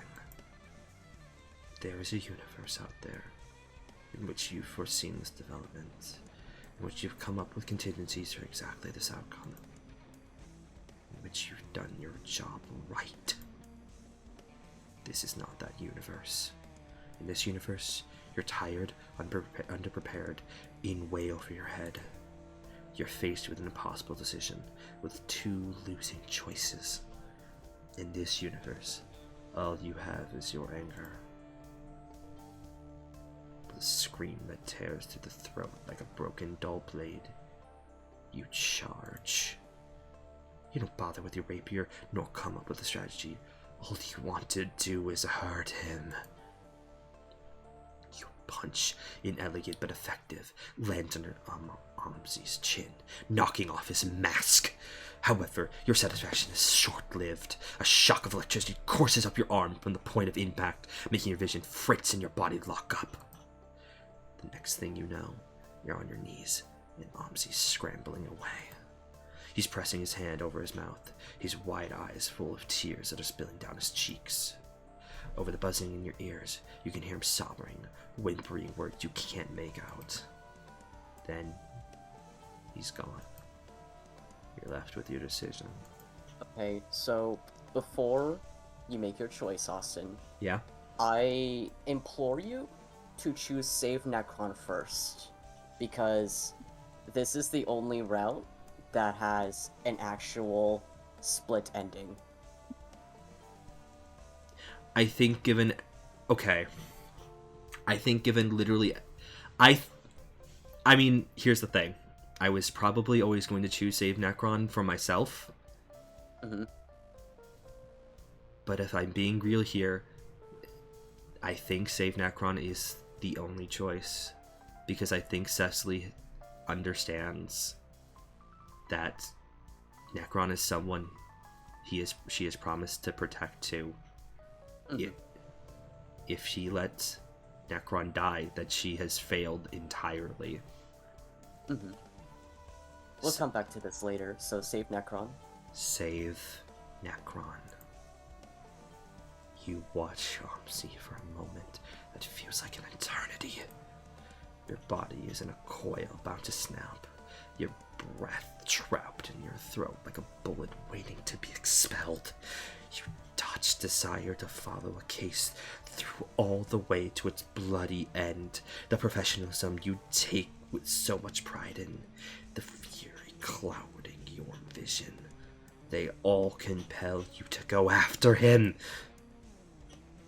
But when you look at Necron, incapacitated but furious, you know you can't. Fuck! You tear your eyes from Aumtzi's retreating silhouette and rush over to Necron. Someone more skilled than you at having allies, someone better, might have offered words of reassurance, but you have none. You ignore his groans of protest and don't even remove the gag muffling them as you lean over the panel, strapped to his chest. It's the timer flashing in furious red. 52 seconds. 51. 50. You don't even know the first thing about disarming bombs. There are several wires crisscrossing around the device, connecting it to the timer and to itself. They seem to have been attached manually, the soldering uneven and sloppy. Part of you wonders if it's just another way for Aumtzi to fond to mock you. Nothing else that he's done has been sloppy. 49. You're running out of time. Necron thrashes against his bindings. Stay still. You shoot him a glance since he settles down. 40. The bomb is fastened to him with a large amount of tape. You could pull it off, but it would take much more time than you have. You need to cut the wires. But which wires? Surely Oricka would know. You fumble with your earpiece, trying to connect it to her, but the line is still dead. The only thing that manages to get through this, the stifling, crackled static. 35. There are two wires that seem thicker than the others, standing out with their colorful coating. They connect the timer to what seems to be the actual explosive. Perhaps you need one of them. But which? There's no room for error. Disconnecting the wrong one will blow you both up where you stand. Disconnecting neither of them most certainly will. 27. Look at Necron's mechanical arm, hoping against hope that it might come to life, but whatever Aumtzi's done to it has disabled it entirely. He whines, shaking his head at you. He keeps looking between you and the exit. I'm not leaving you here! 18. You need to act. 2 wires, 2 colors, red and blue. 2 possible outcomes. 10. Just as the number tips into the single digits, you know what you must do. You don't need to choose between 2 options. A 50% chance of success is too risky when it's down to the wire. You grab both wires and rip them out. 3, 2, 1. The timer hits 0. Nothing happens. Feeling as your legs are about to give out, you pull the gag out of Necron's mouth and lean on the wall next to him. With all due respect, Chief, I was starting to think you'd just let the timer run out. You're welcome. With your eyes squeezed shut, you hear the dull thud of Necron's head connecting with the wall and his shaky exhale. You saved my life. God damn! Thank you, Secily. You did. Amidst the nightmare that the past hours have been, you managed to do something good. And yet you're still not done. As if on cue, Oricka's panicked voice floods your ear.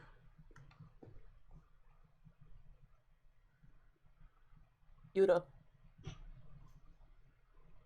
Yota? Fuck, sorry, my mic was muted. You're good. No, it's okay. Necron, Secily, what's going on? Are you alright? Cold sweat. All good. We're fine. Aumtzi got away. You turn to Necron, who returns you a look with defiance etched across his features. He nods. I'm sending you our location. Get Mshiri and head here. Necron needs some assistance. On it. Where are you?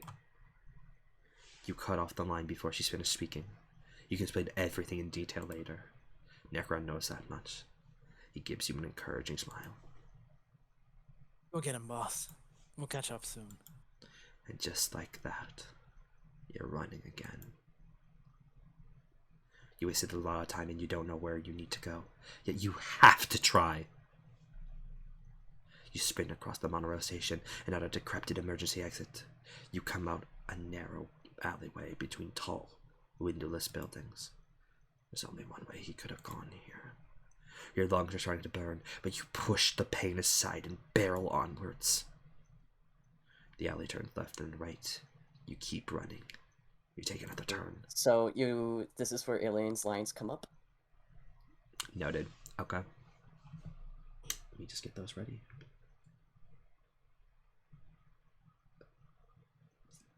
Soundboard? You good? There we go. Okay. And then you stop. Oh, no! Motherfucker! I apologize. I need 1 second here because apparently the soundboard's just being a bitch. There we go. Okay, I'm good. Oh no. Okay, so it doesn't come up right now, but Yeah. soon. No, I just have it ready. Mm-hmm. A shadow leaps out from you, massive and looming. You skid to an instinctive halt. But you're already very close. Close enough to recognize the hulking figure. Finally, you deigned to show up.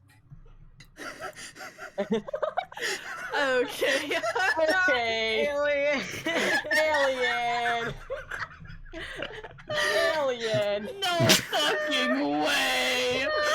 That is these are the exact clips Alien sent in. This is perfect. Oh We've been waiting my on god. you for a while, regulator. You're frozen in place. Your voice and your ability to move both lost to the perfect horror of the moment. All you can do is stare. My impatience is only outclassed by my desire towards getting this meaningless charade finished up. Only a worthwhile part of this skewed-ass process is the one where we rip your tarnished mid-grade heart out and squeeze it dry. So how's about we just get right to it?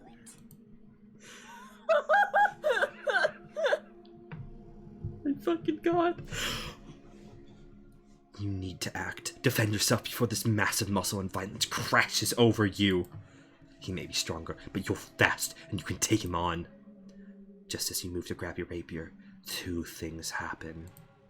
1, the thrill of a maniacal laughter comes from behind you. 2, you realize Pozzol said we. Something heavy crashes into the back of your head, and your vision goes dark. You're being carried, thrown an oversized shoulder, head down and jostling unpleasantly. It throbs, and your consciousness flickers out with each new wave of pain. You hear disjointed speech. Really wish I'd gotten to see your face! It must have been super duper funny! Was it hilarious? You gotta describe it with all the detail you could muster. Please, please, please! You black out again.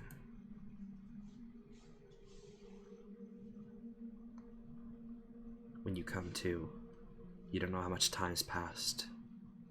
You're still hanging off of Pozzol's shoulder, but he's not moving. What took you so long? Aumtzi's voice is different without the mask. Higher pitched, shaky, almost squeaky on the vowels. It sounds muffled, as though he's speaking from behind a thick cloth. If you had any control of your motor functions, you'd laugh. I thought my instructions were perfectly clear. It seems I must have overestimated your understanding. Pozzol's shoulder muscles tensile beneath your stomach. Best be reconsidering the amount of respect you're showing your elders, you misophobic string bean. You're a real sore winner. We followed all your silly steps to wherever you wanted the game to go. Didn't we, Posy Puff? Like, fuck up degrading my station by explaining myself to the likes of him. Bring her over here already. You're back in motion, and you wish you weren't. Where are they taking you? An unfamiliar sort of energy washes over you. Anything unlike anything you've ever experienced. And your threadbare link to consciousness is finally severed.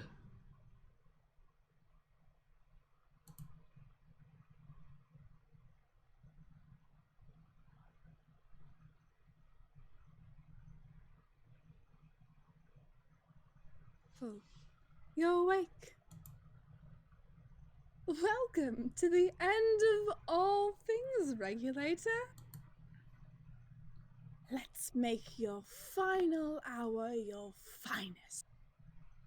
Shall we?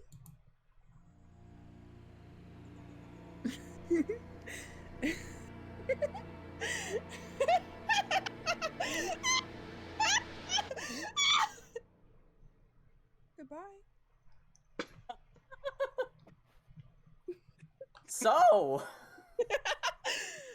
Yo! That was So a very awesome. good. Uh-oh. I'm guessing the Okay. other part is in the bad end, or the worse Yep. end. Yes. Okay. So, what did you think, Austin? What do I think? You're finally awake. Exactly. We really did have a Skyrim moment. Just like We that saw guy you over trying to there. cross the border. I'm not trying to interrupt. I just want you to know that I didn't actually know that unknown person at the end. I didn't know that their sprite started laughing, and I was just doing that for the drama. And I saw that their sprite was laughing, and I was like, oh, hell yeah! I love Oh my that. I love that. It's Also- very good. Oh, also, wait, hang on here. On the title screen, the picture of Yeshin just disappeared. Hello. I saw it, and then it just fucking vanished. I hope. I want to say that I feel like that happened the first time I finished. I feel like if you reload the game, it should be there. Okay. Yeah. It would might be just be funny a- if she just disappeared like the fucking gaster noise plays. My final message steals it off Leslie's desk. Jesus Goodbye. Christ.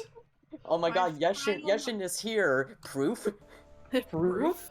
Proof? My final Yo, Real. Yeshin. Believe this. I- In real life. I can't believe Yeshin just came out of my screen and popped into the real life. You know, I can't stop that. I'm not going to. I'd love that. Welcome. Yes, as Asanato says. As Asanato says, you have to do the other ending. Smiley face. Well, it's popped open. I've reloaded my save, so. All right. One last thing before I mute myself. Yeah, what's up? You know, Yeshin's final message. Yes. Goodbye. Eat ass. Please. Oh my god. Also, super quickly, because I just remembered, other than Diz's role in this, there's like 2 really minor roles. Were those ever assigned? Yeah, it was Niblets, Talad, and Seinru. No. In this the other 2 Oh, characters. There's 2 very, in very this small route. route, like 2 characters. Oh, right. We'll can get do to mine if that. needed. We'll get to Yeah, I that. can do Oh, right. that. Yes. You can do that.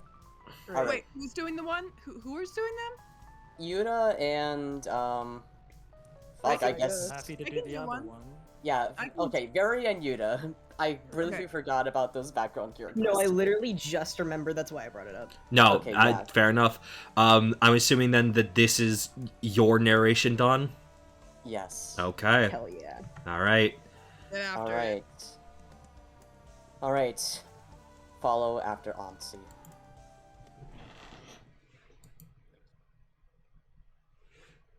There's an old urban legend you heard once when you were undercover. You were leaning against some old solipsistic building, rough brick against your coat, waiting for a target to come trouncing out of the double doors across the street carrying contraband with intent to sell. You've been working on this case for days, blundering here and there due to the constant migraines and hangovers that you used to blame on the immediate effects of romantic withdrawal. But this time, you had intel. This time will be different. Aliena died 5 weeks ago now. You needed to get back to work, or you might have just wallowed in self-pity forever. You pulled the brim of your mute-colored newsblade cap down to your face. Along with the wide lapels of your coat, you were incognito enough to become just another hunched or dark figure in this part of town. No reason to look this way, ma'am. Just out for a cigarette break. Under the street lamp nearby, there are a few nearby locals sitting on the curb, ostensibly waiting on the last bus of the evening to roll around on its route's 20-minute late schedule. The same delay every night, but the passengers were always sure to show up on time, just in case. One troll, a younger man, was nearly down on his heels, tracing small lines through the fine gravel and detritus on the side of the road with a plastic stick. He went about with almost somber attention to detail, sliding the blunt end ever so slowly along the road, his head tilted in a passive, exhausted fixation on whatever he was drawing.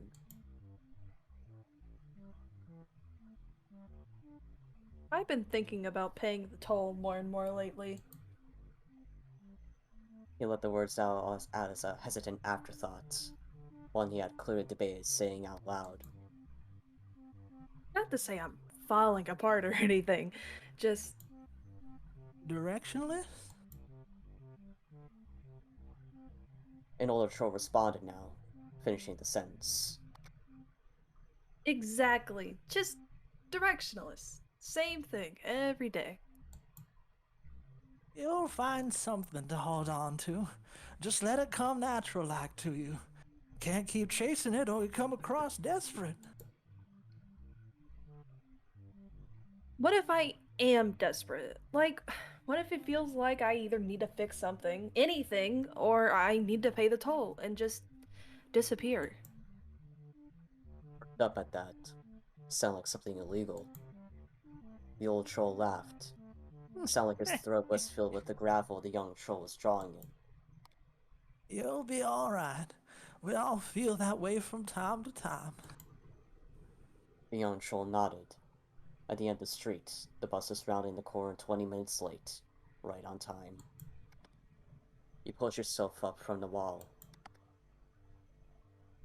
Excuse me. The old troll turned to face you, curiously. What is this about a toll? He smiled sheepishly. Just an old legend. Some folks say there's a toll road outside every city. Wraps around all of them some way or another. But you can only find it if you're just going on aimlessly, lost but not thinking so much about trying to get back. You'll reach a point where ain't nothing matter to you, and you go driving, and it comes around. And you can drive on it, sure. You can drive and drive on forever for some folks. But for others, it takes you exactly where you need to be. That road might be your guide, or it might just keep you there, and you'll never see an exit again. Some of us like that idea. He shrugged. Some of us ain't got nothing else. But either way, if you want to drive, you gotta pay the toll. And it costs more than you could imagine. Bus hissed to a stop, lowering down to street level as the doors slid noisily open. The older troll flashed you one last toothy smile. You gotta catch my bus now. Don't you worry too much about it. Just an old story. When the bus departed, you turned back around just in time to see your target slipping away to the night. You missed him again. This decision you just made at the monorail station. No. Not you. This time, it wouldn't have been you. The decision she made. She isn't thinking about that decision while she burns through the fuel left in her motorcycle's engine. Her entire body feels sticky and putrid, bathed in sweat from the humid night air. Insects have been splattering against her visor, her horns, her hair, but she's not thinking of them either. The sun seems to be perpetually hidden just below the horizon, bleeding their glows into the lower sky, backlining the world. Beyond the red streaks is the dark, starlit void that composes the nights this far away from the city. Awfully familiar, that feeling of drifting out into the great nowhere that Repeton has become. Awfully familiar. The hours pass, and pass, and pass. Sunrise, sunset, spin on. But the scene in her mind stays the same. No matter what reality looks like, she still sees that pain horizon, hued so violently in reds and bruised blacks, always ever farther into the swamps and crops and sickly things hidden in the muck the wild reclaimed so long ago. Table scraps, all of it. Little more than a contemptible excuse for what was there before long-dead trolls came with their tools and their grand ideas. But farther out, where the crops all fall away, where the fields are wide and empty, and where no one has tended the land for generations, Toll Road finds her. Here, days since she began to drive, siphoning gas from the abandoned cars littering the highways just to keep moving, the Toll Road looms. The entrance looks tacked onto the side of the highway, labeled only with a tall sign reading Toll Road in peeling paint. No destinations listed. What would it cost, she wonders. That old troll, surely dead now, right? Said it will cost more than she could imagine to drive here.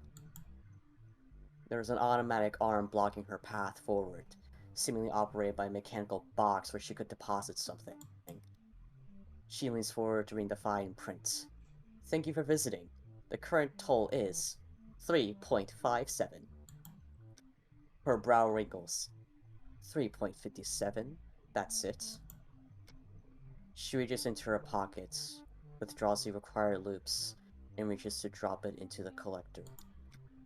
And as she reaches, she sees the blood again. Bruised knuckles hidden under dry, cracked stains of green. It covers her arm, covers her chest and her face, and it all leads down to this shaking, clenched fist she holds above this automatic toll booth. And when she can finally bring herself to let the money fall in, she sees the stains of blue on her palm. The coins, having carved so rough against her hand while she held them, carries some of it with them into the collector. some of the last pieces of her partner sucked down into this hole in the box in the bare beginnings of nowhere. The digital screen flashes green, and the automatic arm rises slowly. For a long time, there was nothing. Not even an abandoned vehicle, though she had not needed the gas. Something about this road kept her tank full, as if it wanted nothing more than for her to keep going, forever. And so, she drives on, aimlessly as the man had said. Now with hundreds of expanses behind her, the landscape has developed into what could be a museum. On one side, abandoned factories, sheet metal and automotives and electronics, skeletons of old stabilizers for rockets that stand ornery on burnt launch pads. A single billboard that reads, "Turn around, you missed me." No company is listed, but a smiling, archetypally attractive troll stands to his side, posed as if he was trying to stay out of the letter's way, lest the reader miss the message. As Secily draws closer, his smile transitions into a grimace, then a scowl. His eyes leer down from his distorted face, and his hand, previously cupping his opposite elbow, has clenched into a fist. And then she pauses, and then she passes the billboard by, and he's gone. Turn around. You missed me. Shakily, she looks down into her hand again, gripping the handlebars of her motorcycle. The blood is still there. Of course it is. She had dragged Aumtzi down by the hem of his coat after all, ripped his legs out from under him, flipped him onto his back and kneeled over his weakly sick frame. What are you doing? Turn around, your partners! She sent a punch haphazardly towards his face. Her fists glanced off his mask, which he held over his mouth to compensate for his broken strap, and slammed into the concrete floor. Aumtzi, through tears, began to laugh. You missed me! You missed me! The next punch did not miss, nor the next after that. 1, 2, 3, 4. Crack. Stop! Stop! He cried out through his cracked teeth, blood and spit smearing down his face with every plosive. His mask had shattered and sliced through his lips, and now lay uselessly in pieces across his mangled jaw. You can't kill me! You're failed, don't you get it? Didn't you hear me when I said you had to choose? Turn around, your partners! And then the bomb went off. Too late. She raised her fist again, a guttural, animalistic cry bubbling from her throat, halfway between a sob and a scream. Suddenly, she felt an overwhelming pain in her side. She looked down to see the blade withdrawing from her ribs, sliding back into the hidden chamber in Aumtzi's coat. He pulled his hand back to strike again, but she was faster. She grabbed his wrists, first with one hand and then both, and crushed it to pieces. Aumtzi screamed, tried to reach his limply hanging hand, but her knee blocked his other arm. When she raised her fist this time, she was laughing. Wait, you have to give me it's the sword, remember? Your rule, you have to give me a chance to... I lost that sword because of you. He laughed again, the lump in his throat threatening to choke. I lost everything because of you. He looked up at her in awestruck horror. Finally, as he stared into her wild eyes, the veil had fallen away. For a brief moment, there was vindication. She had shown herself as everything he knew she was. A coward. An egomaniac. A liar. A killer. Just the same as him. The other side of the road is dotted with windmills. They must be from that brief period in history when Repeton's leadership flirted with the idea of sustainable energy. But there are so many of them.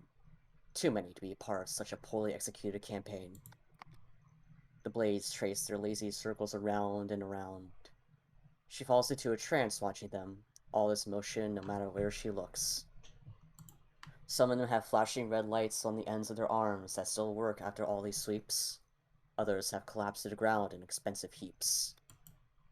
She wonders, briefly, what would it be like to try to ramp up the highway divider and ride through those fields. She could get close enough to one of the windmills to have some idea of its majesty, much bigger than she would expect, she's sure. But the urge isn't powerful enough for her to try.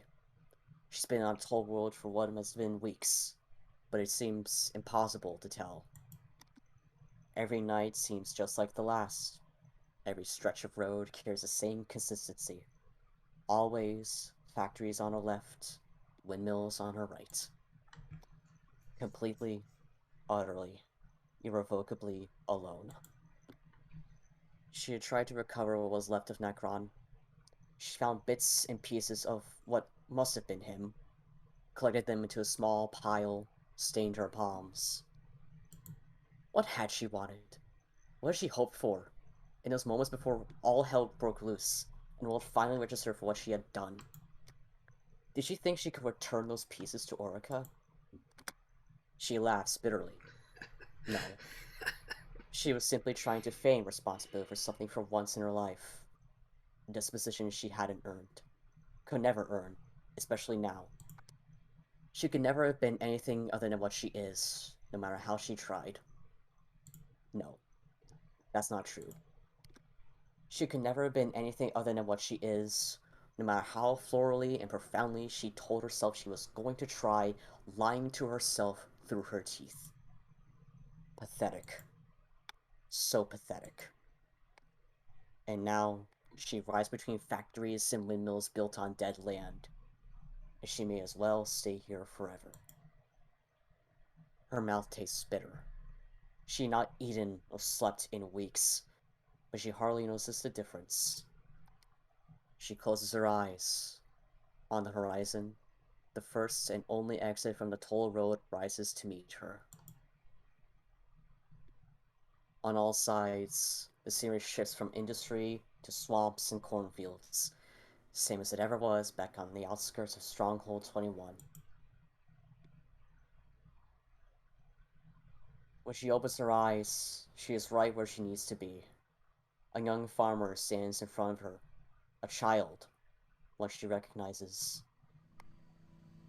Your eyes are finally open, but you are not awake.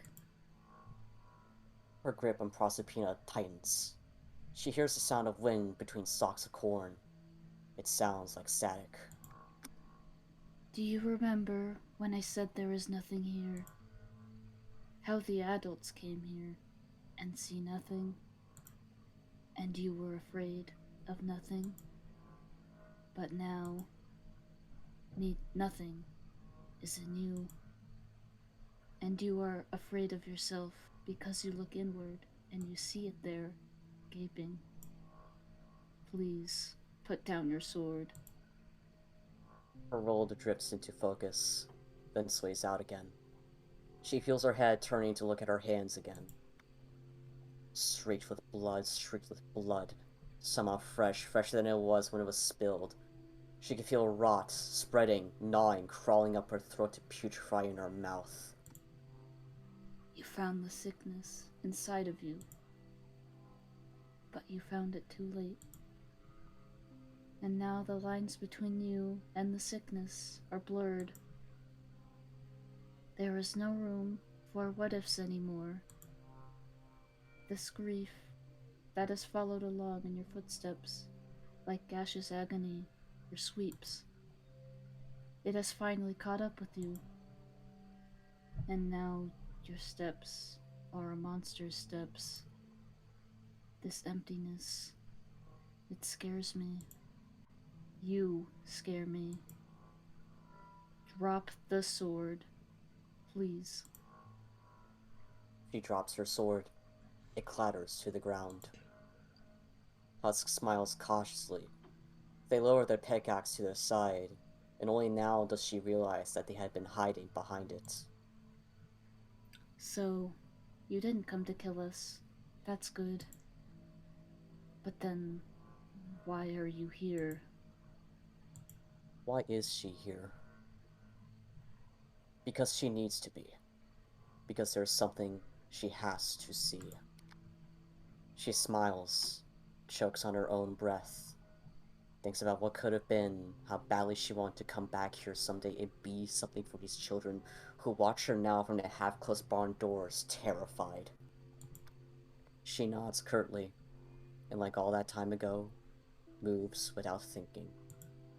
A voice is calling to her, a voice without words.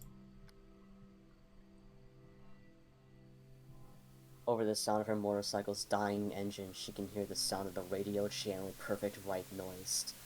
It blends seamlessly with the shifting sounds in the fields as she takes her first steps into the corn. Hundreds of dark eyes peer out at her from the gaps between the stalks, and my eyes see her too, in greater detail than she could possibly imagine. The static grows louder, clearer. In the dead center of the fields, her boots crush the crops down. She turns her head up to the sky, and for the briefest of moments, she could see the barrier between her world and infinity.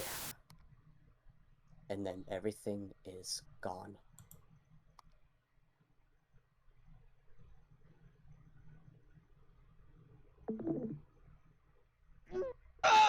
Oh, and the game. Okay, cool. The game. Yeah. Okay, good. So,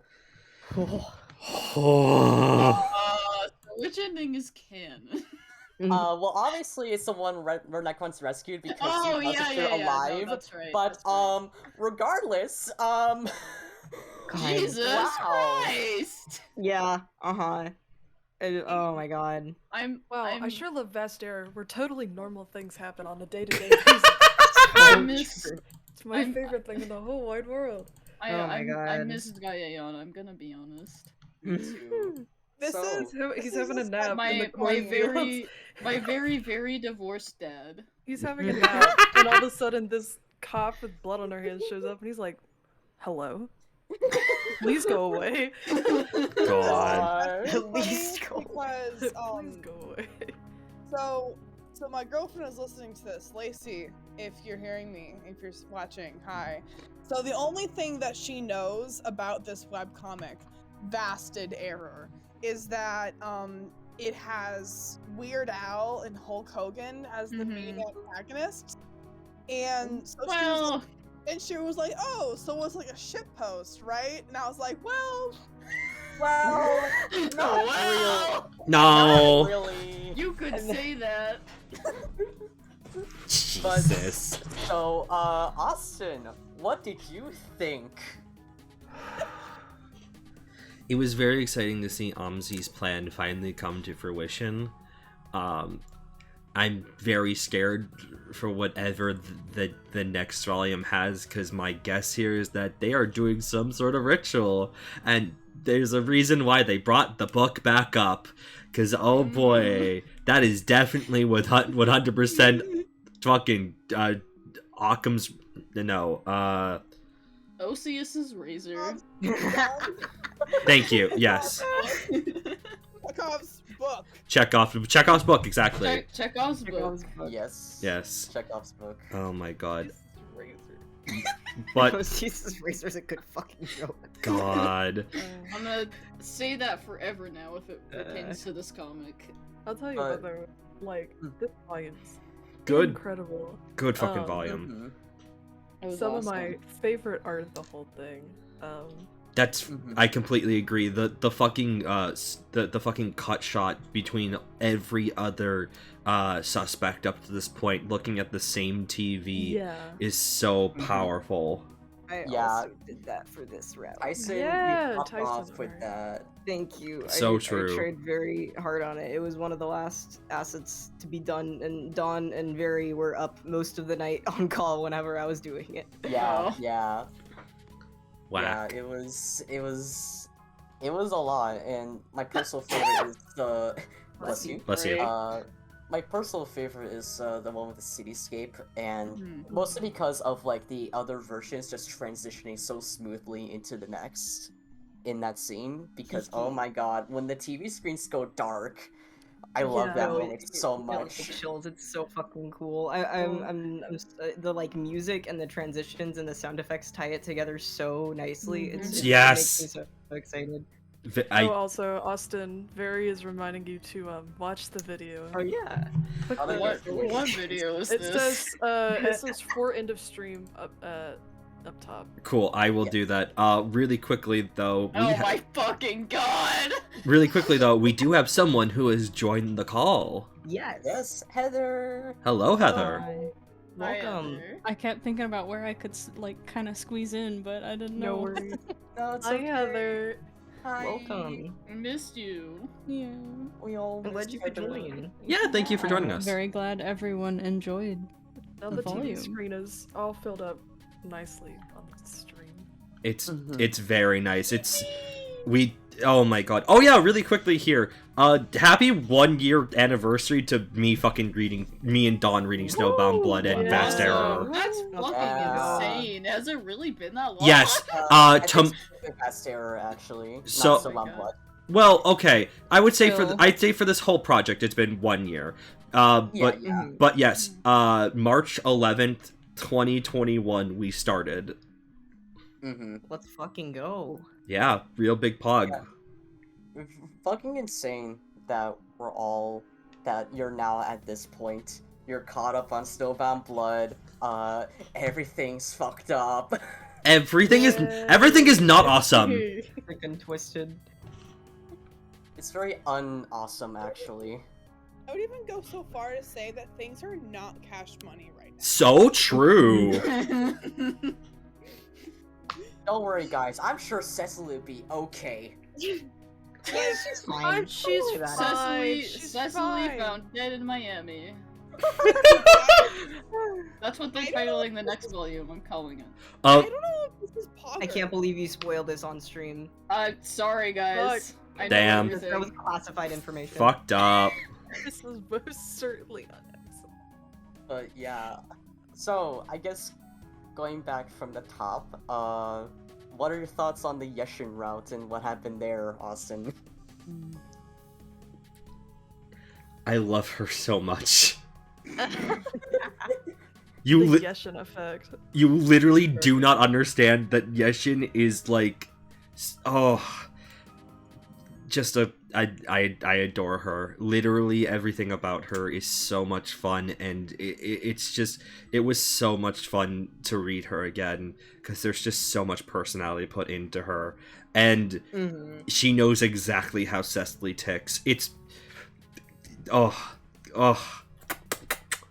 I love her calling out Secily around the end. Yeah. Even though Yeshin is also kind of an awful person for different reasons. Oh, yes. We still love her. Oh, yes, absolutely. But the point is not to call out Yeshin. The point is to call out Secily. Absolutely. The final ego blow, and it feels so good. Although, like, Jesus Christ, the eye cut though. Oh. Yeah. Playing from I don't know how long, but definitely like way before the route came out for sure. Wild. I'm gonna be real. Did not expect that route to be the way it was. I think it kind of deserves it. I mean, yes, yeah, yes. It was good. Don't get me wrong. I was just like, holy shit, they're fucking. They're fucking. Honestly, my favorite part of that whole scene was, it's an awful scene when Secily slices Yeshin's face, but oh my god, the theatrics behind the it and the drama. build up to it. There's so much. Oh, Oh, it's so good. so fantastic. Yeah, I really enjoyed that part. Yeah, Eddie, who could not make it for reading, wrote most of Yeshin's route. Kate wrote the flashback with them. Eddie wrote the Yeshin route, and props to them because that was insane. It was Yes. beautiful. Yeah. Mm-hmm. So good. Oh god, I'm sorry. I just took a look at the Trollodex. The final one. You missed me. Oh yeah. Wait, what? Why is there There's two like- more? there's an achievement for the bad ending, and it's all blank, and all it says is "You missed me." You missed me. Oh. Mm-hmm. You missed me always hits me like a fucking truck. Mhm. Yeah. First it's the don't leave, and now it's the you missed me. Come on, let's get What vast error does How much to my this brain. damn symbolism and vast error. Yes. Yeah. Really quickly here, Veri is not able to stay any longer. So let's all give Veri one fucking big round of applause and some thank Oh, yeah. yous. Yay. Oh my god, yeah. Veri's voice acting. Veri's Very voice okay. acting is Okay. Chef's Mwah. kiss. So good. Chef's Yeah. kiss. It's So fucking it's good. I incredible. legit want to listen to that all day. I'm not even gonna lie. I love the way that they voice Aumtzi very much. Yes, Their it's voice so is fucking good. Oh my god. honestly Could forget canon. aliens. A plus. Yeah, that too. Okay, Alien okay. Also killed it. Okay. With his Heather, did you listen to the Pozzol voice acting? I did, yes. Good. Okay. I do want to say, so I didn't know anything about the clips. I just was told to play them. So, but in order to put them on my soundboard and test them, I actually reversed the first clip that Alien gave me. I'm just gonna fucking play that because I still have it. Oh yeah.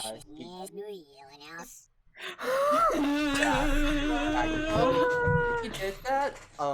While me, him, and Niblet were in call, like, and I was like, "Oh, that's Alien's voice," but I mean, it sounds kind of weird. But I'm sure it's just a voice. I'm sure it's just a soundboard thing. No, that was actually how it sounded. Yeah, I actually, the fact that that was what Alien recorded was a surprise to me as well, because I was also in here about an hour early because I wanted to do an early mic check because I was at work at 6:30 my time, and so I wanted to make sure everything was working. So when I hopped on, I knew, and so Austin was like, "Oh, listen to this audio recording that Alien sent me," and I was like, "Ha ha ha, that's so funny. No way the actual thing sounds like that."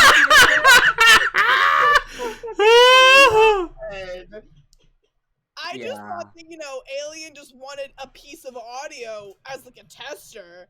No, no, It's the real fucking thing. That's just what Alien sounds like.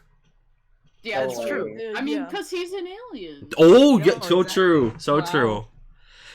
Jesus. Yeah, it says right there on the 10. I don't know what you expected. That's fair. Yeah. Really quick. Oh, Sorry. You go first, actually. sure. Brodopla asked, what do you all think about Aumtzi? And the answer, my personal answer here is, it's scary, but also just, I don't know. I mean, it's complicated here. Aumtzi really has had the power this entire game, this entire story. And I won't lie when I say, even if it is like deeply disturbing, it is a little bit satisfying to have Secily kind of just be like, I'm tired of you. I'm going to annihilate you. And I'm glad that in the canonical route, she chooses Necron 100%. And that's what I felt Secily would have actually done, because she cares about Necron and she is sworn to protect. But holy shit, at the end of this, I hope that there is at least one solid punch to the face, because he's a bastard. He truly is a bastard. I think he's like probably one of my favorite antagonists, solely because he's just fucking pathetic and it's hilarious when he loses. Mm-hmm. Yeah. He's Yeah. a whiny, I pathetic think that little man. when Aumtzi got punched in the face and he started crying, that was a Cash Money moment. Yes, That was truly. awesome. Yeah, It was very, very cathartic. yeah, it's definitely a very cathartic moment, and I also just really like his whole like concept as like a villain, Mhm. like the fact that he's very much like the Eye of Adam from the game The Cat Lady, if you ever played that or heard of it. I've not. Oh, I definitely recommend it. Actually, I'm sure Heather would as well. Yeah, of course. Yeah, especially since Heather made Aumtzi, and it's in Mhm. that's like inspired by that Mm. game. So, Got it. Okay. Cool. but yeah, Aumtzi is like definitely like he's definitely one of a very very fantastic villain in that he's a fail. He's cringe. He is legitimately just cringe, but A fucking Oumtzi loser. is this very slimy, pathetic excuse of a man, but what I really do appreciate about him being antagonistic and a villain is that the way it's written almost feels like outlandish. How could this happen? How could someone do this? But it's also unfortunately something you can see in real life. yeah, no, really interesting. he reminded me of actually red-pilled 18-year-olds. Like, He very much reminds me of an incel redditor. yeah, completely, yes. Yeah. But I really like seeing the direction that his character takes throughout the story. Mm-hmm. Yeah. Because I feel like that's exactly how someone like that would react in real life when actually confronted. Yeah. 100%. Oh shit, I'm not on the internet anymore. Also, like, fuck, what was God. Hey, actually, can I? Yes. Do we have oh my bad. I just wanted to quickly ask to Heather if Heather actually knows this answer. In the good ending of this route, by chance, do you know if the bomb was actually real? Because I know that in the bad ending, it does explode, but Secily did just pull out all of the wires to see how it went, and it made me think that it may have been fake, actually. I don't know the answer to that question. Completely fair. Worth asking. I assumed it was just poorly made. I think I remember, because this question was brought up, and I think in the work server, Asanato said that, I mean, I guess it's up to just reader interpretation, but he did say that he could see the bomb actually being fake. That's fair. Yeah, because Aumtzi would do that. Aumtzi, yeah, that feels about right. He's all bluff, no show. Literally, He's very much mind games, the Riddler kind of. He's like if a glass cannon wasn't even a real cannon. Cecily to Necron. Necron, what happened to you? Aumtzi. Squid Games! Do we have Aumtzi's kin onion? I think that would be interesting to look at. I'm pulling it out right now. Let me get the tweet. Sure. It's kind of far down. There it is. I found it. Okay. I got it, and I'll put it in general for the server for the sake of everyone. Thank you. Yeah, no, whenever I... Yeah. Oh, this is rancid. Joker. I forgot we put the guy from Scream on there. No. Oh my god. Okay. So I'm going to put it on screen really quickly, but I do want to say the big that's fucking huge. Oh my god. The real standout to me is Overhaul, because that's exactly what I was thinking throughout this entire route. It literally, he is so close to Overhaul in my mind, and I'm just a big My Hero fan. So, like, that's definitely the connection. But it's also very funny to put the Joker on here, who is actually a legitimate threat, and is the Clown Prince of crime. But Aumtzi's just a clown. True. Biggest connection I felt reading through his lines is obviously Screensaver from Incredibles. Yeah, I feel like, especially that's fair. with the way Veri does the effects on the voice itself, reminds me of that a lot too. Mm-hmm. Yeah, especially with the scene where like Aumtzi is on like the corporate televisions and calls out Secily. Yeah. Which that's also something I want to bring up. Where it's like Secily calls out Secily, but it's specifically to like humiliate her. I don't think it's actually a Jesus Christ. I mean, I that truly is the most fascinating part about it. It's like he does have. I mean, he has a point. Secily has been a complete bastard this entire time, and literally we have watched her emotionally and physically abuse a number of people this entire time. Yeah, but also he's not like an ultra woke rebel. Oh no, absolutely not. Absolutely. He didn't do that because he was woke. He did that just to continue mind games. Yeah, exactly. Continue Squid Games. Exactly. Continue those It's funny. the snowman. I always forget who that is. That is the killer of the titular movie, the snowman. Basically he puts his murdered bodies in actual snowmen, and then he writes to the police with that shitty fucking drawing. You could have saved them.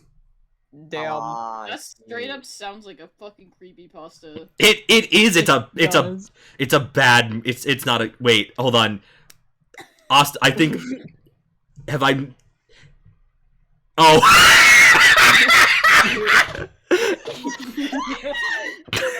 I also love it. You're right. They're not real. They're not real. They don't exist. You say that, but isn't that Moriarty on his outside inner circle? Wait, is that Moriarty? It is Oh my god. Very much British. Okay. From BBC Sherlock. I've literally only watched H Bomber Game's video on Sherlock. I did not fucking remember that. So... I know I'm not. So when I was 14, I wanted to watch Sherlock because I wanted to be cool like all of the other 14-year-olds on Tumblr, but I was like, these episodes are 2 hours long. I don't have time for that shit. So what I did is I just would put on the episodes and put them on 1.5 speed. You know what? That's fair. Yeah, no, you're completely valid. I too would like to experience it less than I have to. Jesus Christ. Yeah, so getting back, so let's go back to the Secily, Hamifi, and Sestro conversation, which was so normal and healthy in communication. Absolutely. They both did such a wonderful job being such responsible adults to each other. I'm not going to lie, my mind completely blocked out that entire moment until you reminded me about it. This is the same route. We've just long-ass route. It is a long ass route, but I really love when Secily gaslights her own raised children. So good. It really gives it really does give the idea of how much Sestro and Hamifi have to go through. Yeah. And the expectations put on them. I'm so fucked up about them. Sestro was. I know Secily said that there were no tears in Sestro's eyes, but I know deep down that that was a man crying because his failed mom just straight up won't listen to him. Yeah. Walking into those are my favorite Sestro sprites in there, especially when he's pressing against his forehead and you can just see so much sadness in his eyes. Very It feels even worse knowing that Sestro was Cecily's favorite, basically. Yeah. Yeah. Secily said, "You're my favorite, therefore, when I gaslight you, I'm gonna only make it hurt a little bit, and I'm only gonna mention my dead wife once. But only once. As a treat. Yeah. Also, friggin' Hamifi also just being extremely upset too just hurts even more. I really like Secily or Hamifi's struggle that you can feel in that scene as well, being taught by Secily so many things, and she's like, yes, duty over feelings, completely understand. And then just when she sees just how much Sestro is suffering in this one part alone, and she immediately takes his side. I love them so much. They're one of my favorite couples of this whole comic, and I love them dearly. And it's just so gut-wrenching, Mhm. heart-rending to It- see It Hamifi immediately switch and go against Secily. And I know that wasn't easy for her being no, absolutely not. raised to be this Mhm. stone slate basically her whole life by said Mhm. person. Yeah, like, Austin, I don't know if you've seen Hamifi's Canyon, but Secily herself is on there. Oh my god, that is fucking insane, but that makes too much sense. It's very funny and very, very sad. Yeah, Yeah, it's very funny and also incredibly fucking sad. Yeah, that makes me want to scream. Oh my god. Okay, Yeah. actually, so really quickly here, I'm gonna take over. Really, just a moment. I'm putting up in just a second. There we go. Okay. We have the tier list back up. So now it's time. Yeah, it's time to do some major decision making here. Holy shit. Okay. All right. Oh my god. All right. I'm gonna put Aumtzi in phenomenal. I really do enjoy his character. He is a bitch ass motherfucker. Mhm. I say he's gonna go above Husske right now. Right now, he's very good. Now, Yeshin is gonna go right beneath Necron. I'm actually sliding this over. Sorry, Murid, I love you, honey. But like for real though, Yeshin just continuously proves to be the woman ever. The woman.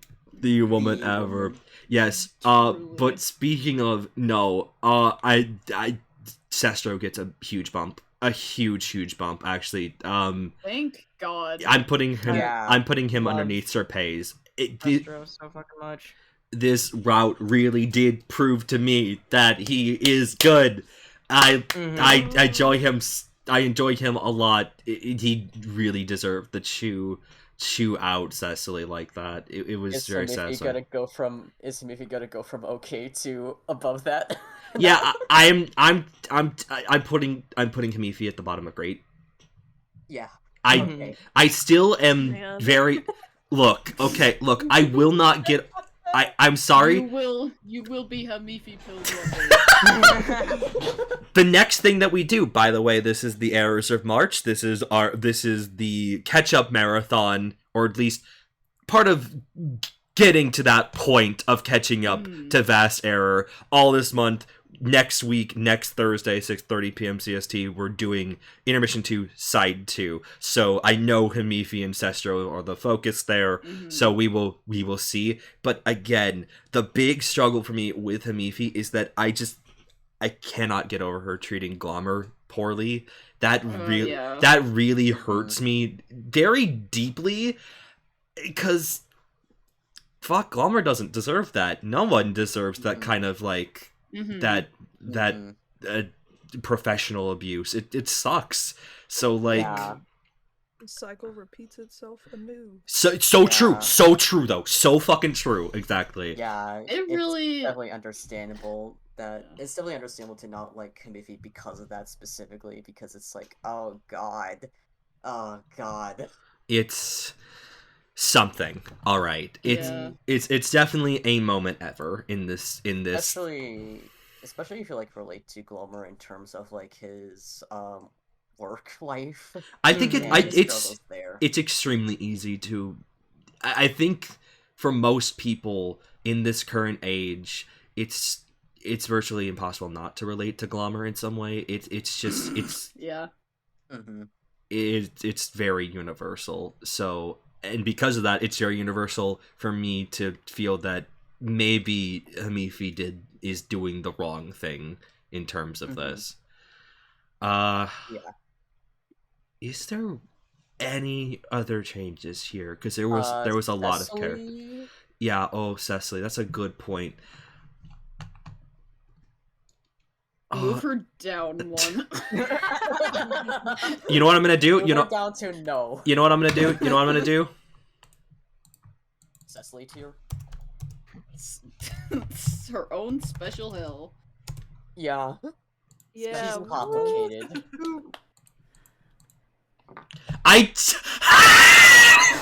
I changed the hell zone to fail wife in trying to do it for Secily. So now Calder, Pozzol, and the executive are now fail wives. I don't make the I don't make the rules here. I don't make the rules here. Just make another one. Fail wife 2. No. No. Fail wife Secily edition. Fail widow. It's not fail wife, it's fail widow. So true. Okay. No, but Right. I'm not actually gonna give Secily her own tier. Look, I'm really satisfied that this is this was the moment for Secily. She finally took charge of being a better person, and she saved the life of one person. Okay, but that is a drastic change to how she has taken everything else in her life before this. This is a good step. This is an incredible step because Necron is alive because of her, and she let the big bad of this entire thing run away to save him. It's a incredible moment of growth for her. With that said, this is just a moment, and there's a full fucking chapter after this whenever that comes out. Call-out post. There is a whole call-out post. Yeah, like you are correct. Like, her saving Necron is a huge step for her character. It's a huge sign of growth. But also that whole decision between saving Necron and going after Aumtzi, even though it's obvious to many viewers, yeah, you want to save Necron, especially since, you know, he's alive in Vast Era right now. So it's obviously the canon ending, but, like, even so, the fact that it was an option anyways to go after Aumtzi over saving Necron really shows just, like, it was such a difficult decision for her anyways. It is the moment whether her character makes or breaks, and she ultimately allowed herself to be better, and that excites me. Like, finally, especially after reading last week volume 10 and how she fucked over the boys and how poorly Ayan was treated, and then, you know, just basically getting mad at Ripite for trying to be a nice guy. Like, having this final moment to give her the push to change is satisfying. But, you know, like, I still want more, because ultimately you don't just change with one good action. You change by doing good actions consistently and selflessly. Yeah, like, I know it's, like, kind of a small moment in comparison to everything else, but I do really love the scene with Necron and Secily in the truck after she sliced Yeshin's eye. Yeah. And she asked him the question of, like, how far are you willing to go to do your job? And Necron, like, even though he doesn't really know it, he pretty much indirectly calls out Secily for basically just being a cop by saying, like, oh, if, like, part of the job is to hurt people that are part of that vast majority, you're not a very good person. Yeah, if you're using your job as an excuse to, like, relay fucking execution, it's messed up. It's just one of those small moments that makes me really appreciate their dynamic so much. Yes, their dynamic is so good, and I'm glad that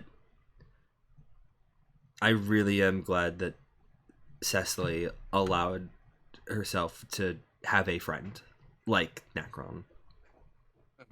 Somebody that she can trust even a little bit. Exactly. Because she can't with anyone else. No. Yep. It's very good. Jesus Christ. That was a lot. That really was so much. Sure fucking is. Yes. I'm very Talad back in action. You can move her up a couple times. Wait, what's up, Yota? Oh, nothing. Never mind. Okay, Talad, like her? Oh, okay. All right. I know what to do now. I just want to say I'm very excited to see you get, like, caught up, because I can see there being some, like, drastic changes to where some of the characters are. Maybe. I mean, very maybe. Fail wife! Wow. Talad doesn't deserve to be on the same level as Calder. You're right. You're right. He would beat his ass. I'm putting her back. I'm putting her back. This was a joke. This was a bit. Don't Okay. Tears in my disrespect her like eyes. that.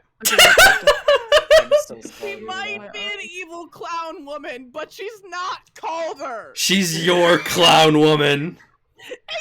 Exactly. God. Oh my fucking god. Is it so insane to just have a fucked up girl? That's Kills it. Just a people. fucked up girl. That's it. In general. Yeah. Oh my fucking god. Listen, My god. But Talad is bad. mm-hmm. That's why she's good. Look, She's just a silly little girl. look, I support Talad in killing people. look, look, You don't like Talad, I think you're just a little hater. look, there's She is literally Blorbo from my shows. here's the thing. There's another intermission, and then there's another chapter of this story. Maybe I will find myself liking Talad more. I don't know. As it stands right now, she's a manic pixie dream girl, and I'm not. I'm not. I And think there's a long ways to go before anything. Of it.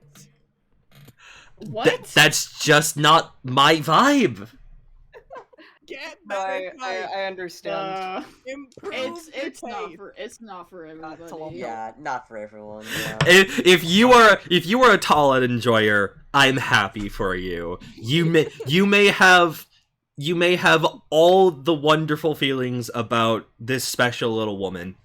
Me, I will take my special woman, and I will enjoy her company. I will get a life-size cutout of Yeshin at 500 followers. Donato says, I have not heard Talad be called Manic Pixie Dream Girl before. That's scary. I'm I think she's surprised. more like- I think she's more like a manic pixie nightmare girl. True. That's fair, but you know the trope is the trope. I mean, not really, but yeah. I think Here's Talad Talad's is very opinion. If she was actually a variety of manic reasons. pixie dream girl, she would she would have like a stupid romantic pairing, which she doesn't. Yeah, which she does not. Yeah, she has a girlfriend, but She has a girlfriend, She has but a wife. it's not really like super important. Not right Interesting. now, at least. She is just insane. Mhm. I think she's just insane. Yeah, I agree. It makes me feel very bad She's for the her, Joker though. for girls. That's called She is, that. well, no, she's the She's Harley Quinn. She's Oh, yeah, she's that's- literally a Harley that's- Quinn. That's literally yeah. Although I'm looking at this Canyon, and I'm very actually surprised to see Gwenpool on it. That's actually whack to me. As a Gwenpool, as a major Gwenpool fan, I'm surprised to see her on here. But everything else on this makes a lot of sense. Yes, The Pyro from TF2. Yes. To the people asking about Talad's girlfriend, if you see one of the panels where she first appears, which is when Elsie goes to the stronghold, you can see her holding hands with a blue-blooded girl, and that girl is her girlfriend, named Idera. Yeah, her name's Idera. Got it. Interesting. Whack. All right. Elsie's female swag incident. Holy shit. All right. Two quick things here. One, I only said this in chat when it happened, but real talk here. Thank you so much. She exhales vanilla lace for the sub. I really appreciate that. That was really cool. Thank you very much. Welcome. And two, Ghost Hoodie. Thank you so much for the follow. I really appreciate that as well. Thank you. Welcome. Welcome. She exhales vanilla lace as my girlfriend. You're a simp. Oh! Yo! Alright, Pog. Oh, yeah. Yo, this is what it's like to have simps. Whoa. No way. Oh my fucking god. Hello, Niblet's girlfriend. Hello. Love I hope wins. you enjoyed Vast Error reading. So Even out of context. read Vast Error. It's True. good. I'm gonna make her do it eventually. Don and I also have a full backlog of us just reading this. It's honestly not a bad choice to go about. Yeah, see, the real thing is that she just doesn't know how to read. Ah, good thing I know how to read. Yeah, Well, you can listen. So Someone else true. read. Are we gonna watch the final video goes off the night? Let me try to pull it up. Yes, I can do that Yeah, actually. so earlier I saw in some Veri's people honor. In Veri's honor, Veri died after performing Aumtzi tonight. Very is This is still Veri's in the last call. words. See, during that bad ending where Aumtzi gets beaten to death, not only did Aumtzi die, but so did Veri. Holy shit! God, poor Veri. Cecily, No. my opera jumped out of the screen and beat Veri to death with her fists. No. No. This is so sucks. Okay, let's see if this will fucking work on here, because I don't know, actually. I don't... Twitter is... the tier list is on Firefox. I don't use Twitter on Firefox, so... It'll probably be fine. Yeah. Let's find out. Probably. Where is the window capture? Okay, here it is. You're eating a fucking what? A super Lemon. duper? I don't know what that is. What kind of Australian nonsense is that? I don't know what you guys are doing, but I'm eating a lemon. I was having That some makes chicken- even less sense, thank you. I was having some chicken cordon bleu earlier, and now I'm having Wait. a lemon. Wait, we gotta watch the video. Yes, we gotta watch this video. Alright. I've come to make an announcement. Secily is a bitch-ass motherfucker. She killed innocent trolls, that's right. She took her regulator shiny sword out and said, "Go ahead, take it." I said, "That's fucking stupid." I can't So I'm hear it. making a call-out post in Stronghold 21. I think it's Secily playing. you've got a small kill count. It's the size of this walnut. And check out. Here's what my indirect kill count looks like. That's all manipulation, no swords, no personal involvement. Look at that, it's as big as 2 balls and a bong. She fucked these guys over, so guess what? I'm gonna fuck her life. That's right, this is what you get, like big fucking bomb. You have 24 hours before the bomb shrapnel kills us fucking all. Now get out of my sight. Before I fuck you over too. Holy shit. Veri is too powerful. Veri is too fucking powerful. Oh So my god. when I was doing this background, and I worked on it for like a month straight. This is like probably the longest fucking arc. No fucking shit, bro. Like on It like shows. and so in one of my personal chats just with a like small handful of friends, I was like sending whips to like get opinions and shit on different stuff, and like my friend who I showed them Snowbound Blood, but they didn't know anything about this route like at all. And then so this is actually like an unfinished background that I sent. You can see one of the screens on the right side isn't even there because it was, and then like my friend just took it and edited this over it with like zero, like, Good. segments there, like But to it the fits time perfectly. and no, exactly, it fits so fucking well, and I lose my mind over it every time. And when I showed it to Veri, he just fucking took the initiative, Godspeed, and voiced over it. And it's my favorite thing ever. It's incredible. It's incredible. Mhm. Oh my god. Alright then. Let's start wrapping this up then. Mhm. Alright. Let's I'm very tired. That's fair. Let's just I'm gonna say this to Veri first. Veri, where can people find you? Just go ahead and type it in chat, and then you're Veri, so you sure are. Twitch me. Yeah, exactly.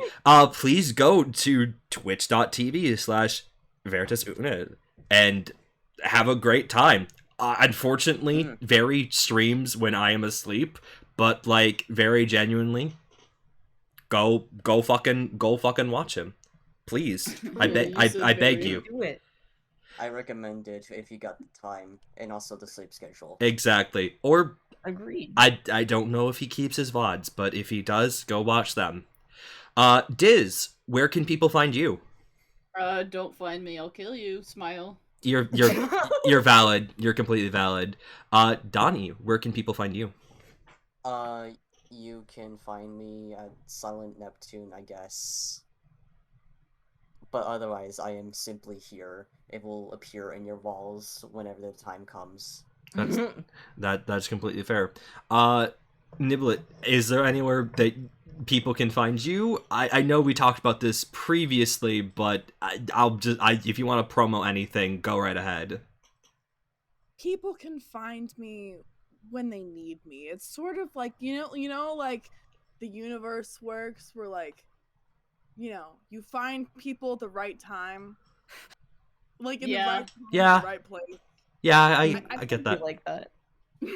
I think, like, if the universe decides that we are to meet, and we will.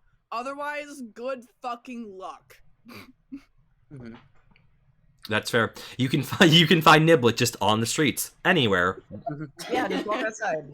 In your closet. In your car. In your car. On your roof. In your brain. Whoa. In your dream. It's me, boy. I'm the PS5! Jesus Christ. Weren't we literally just talking about it right before the stream? Yes, we were. That's Aumtzi. Yeah, it all comes back. It comes full circle. Heather, where can people find you? I wasn't really here much, but I mean, you're here now. Yeah, I don't use my internet things terribly too much, but Twitter is Leoraspar, and also you can just find me at Vast Error. That's true. You can find them in the Vast Error. Yes. There's a secret. They're in there. God, Tyson, where can people find you? Hi. Most of my accounts are under FireworkCat25. #brand. And if you are interested in my Vast Error stuff on Twitter, that would be Firestuck25. Hell yeah. And finally, Yota, where can people find you? Hi, I'm on Twitter at Yota Default, which is just YOTA Default. It's a yoke icon, so you can't miss it. Very fair. All right then. Hang on. Sayonara. My voice is dying. It was a lot of reading. It was a lot of reading. Yeah, fair. So I will be back next week. I am gonna absolutely try to do the 3 streams. I know I bailed on this week's Tuesday stream, but also I needed a break, and I realized that the day of. But yeah, no. Hopefully I will be back 3 streams next week, Monday, Tuesday, and then we will definitely be here Thursday for the next Errors of March. Any final words? Thank you to those who stayed for however fucking long we're streamed That for. was It's like 5 hours. Holy shit. Yeah, it Thanks was like for joining us on this Thank you. I'm gonna go to fucking bed. Yeah, Good night. yeah. Get some Good night, sleepies. Good night, and don't forget. Yes. What are you gonna say, Don? I was about to say, Snowbound Blood, very good. So true. So true. And I'm glad that you're now officially caught up on the fucking game. Yeah, baby. Mm-hmm. One last thing. I am actually disabling the voice chat because you may now see the Sabine trapped in the TV like he's on Yu-Gi-Oh! Anyways, I hope you all have a wonderful evening. You take care, and oh my God, Izzy! Jesus Christ, you came here just as we're wrapping up. Hi, Izzy.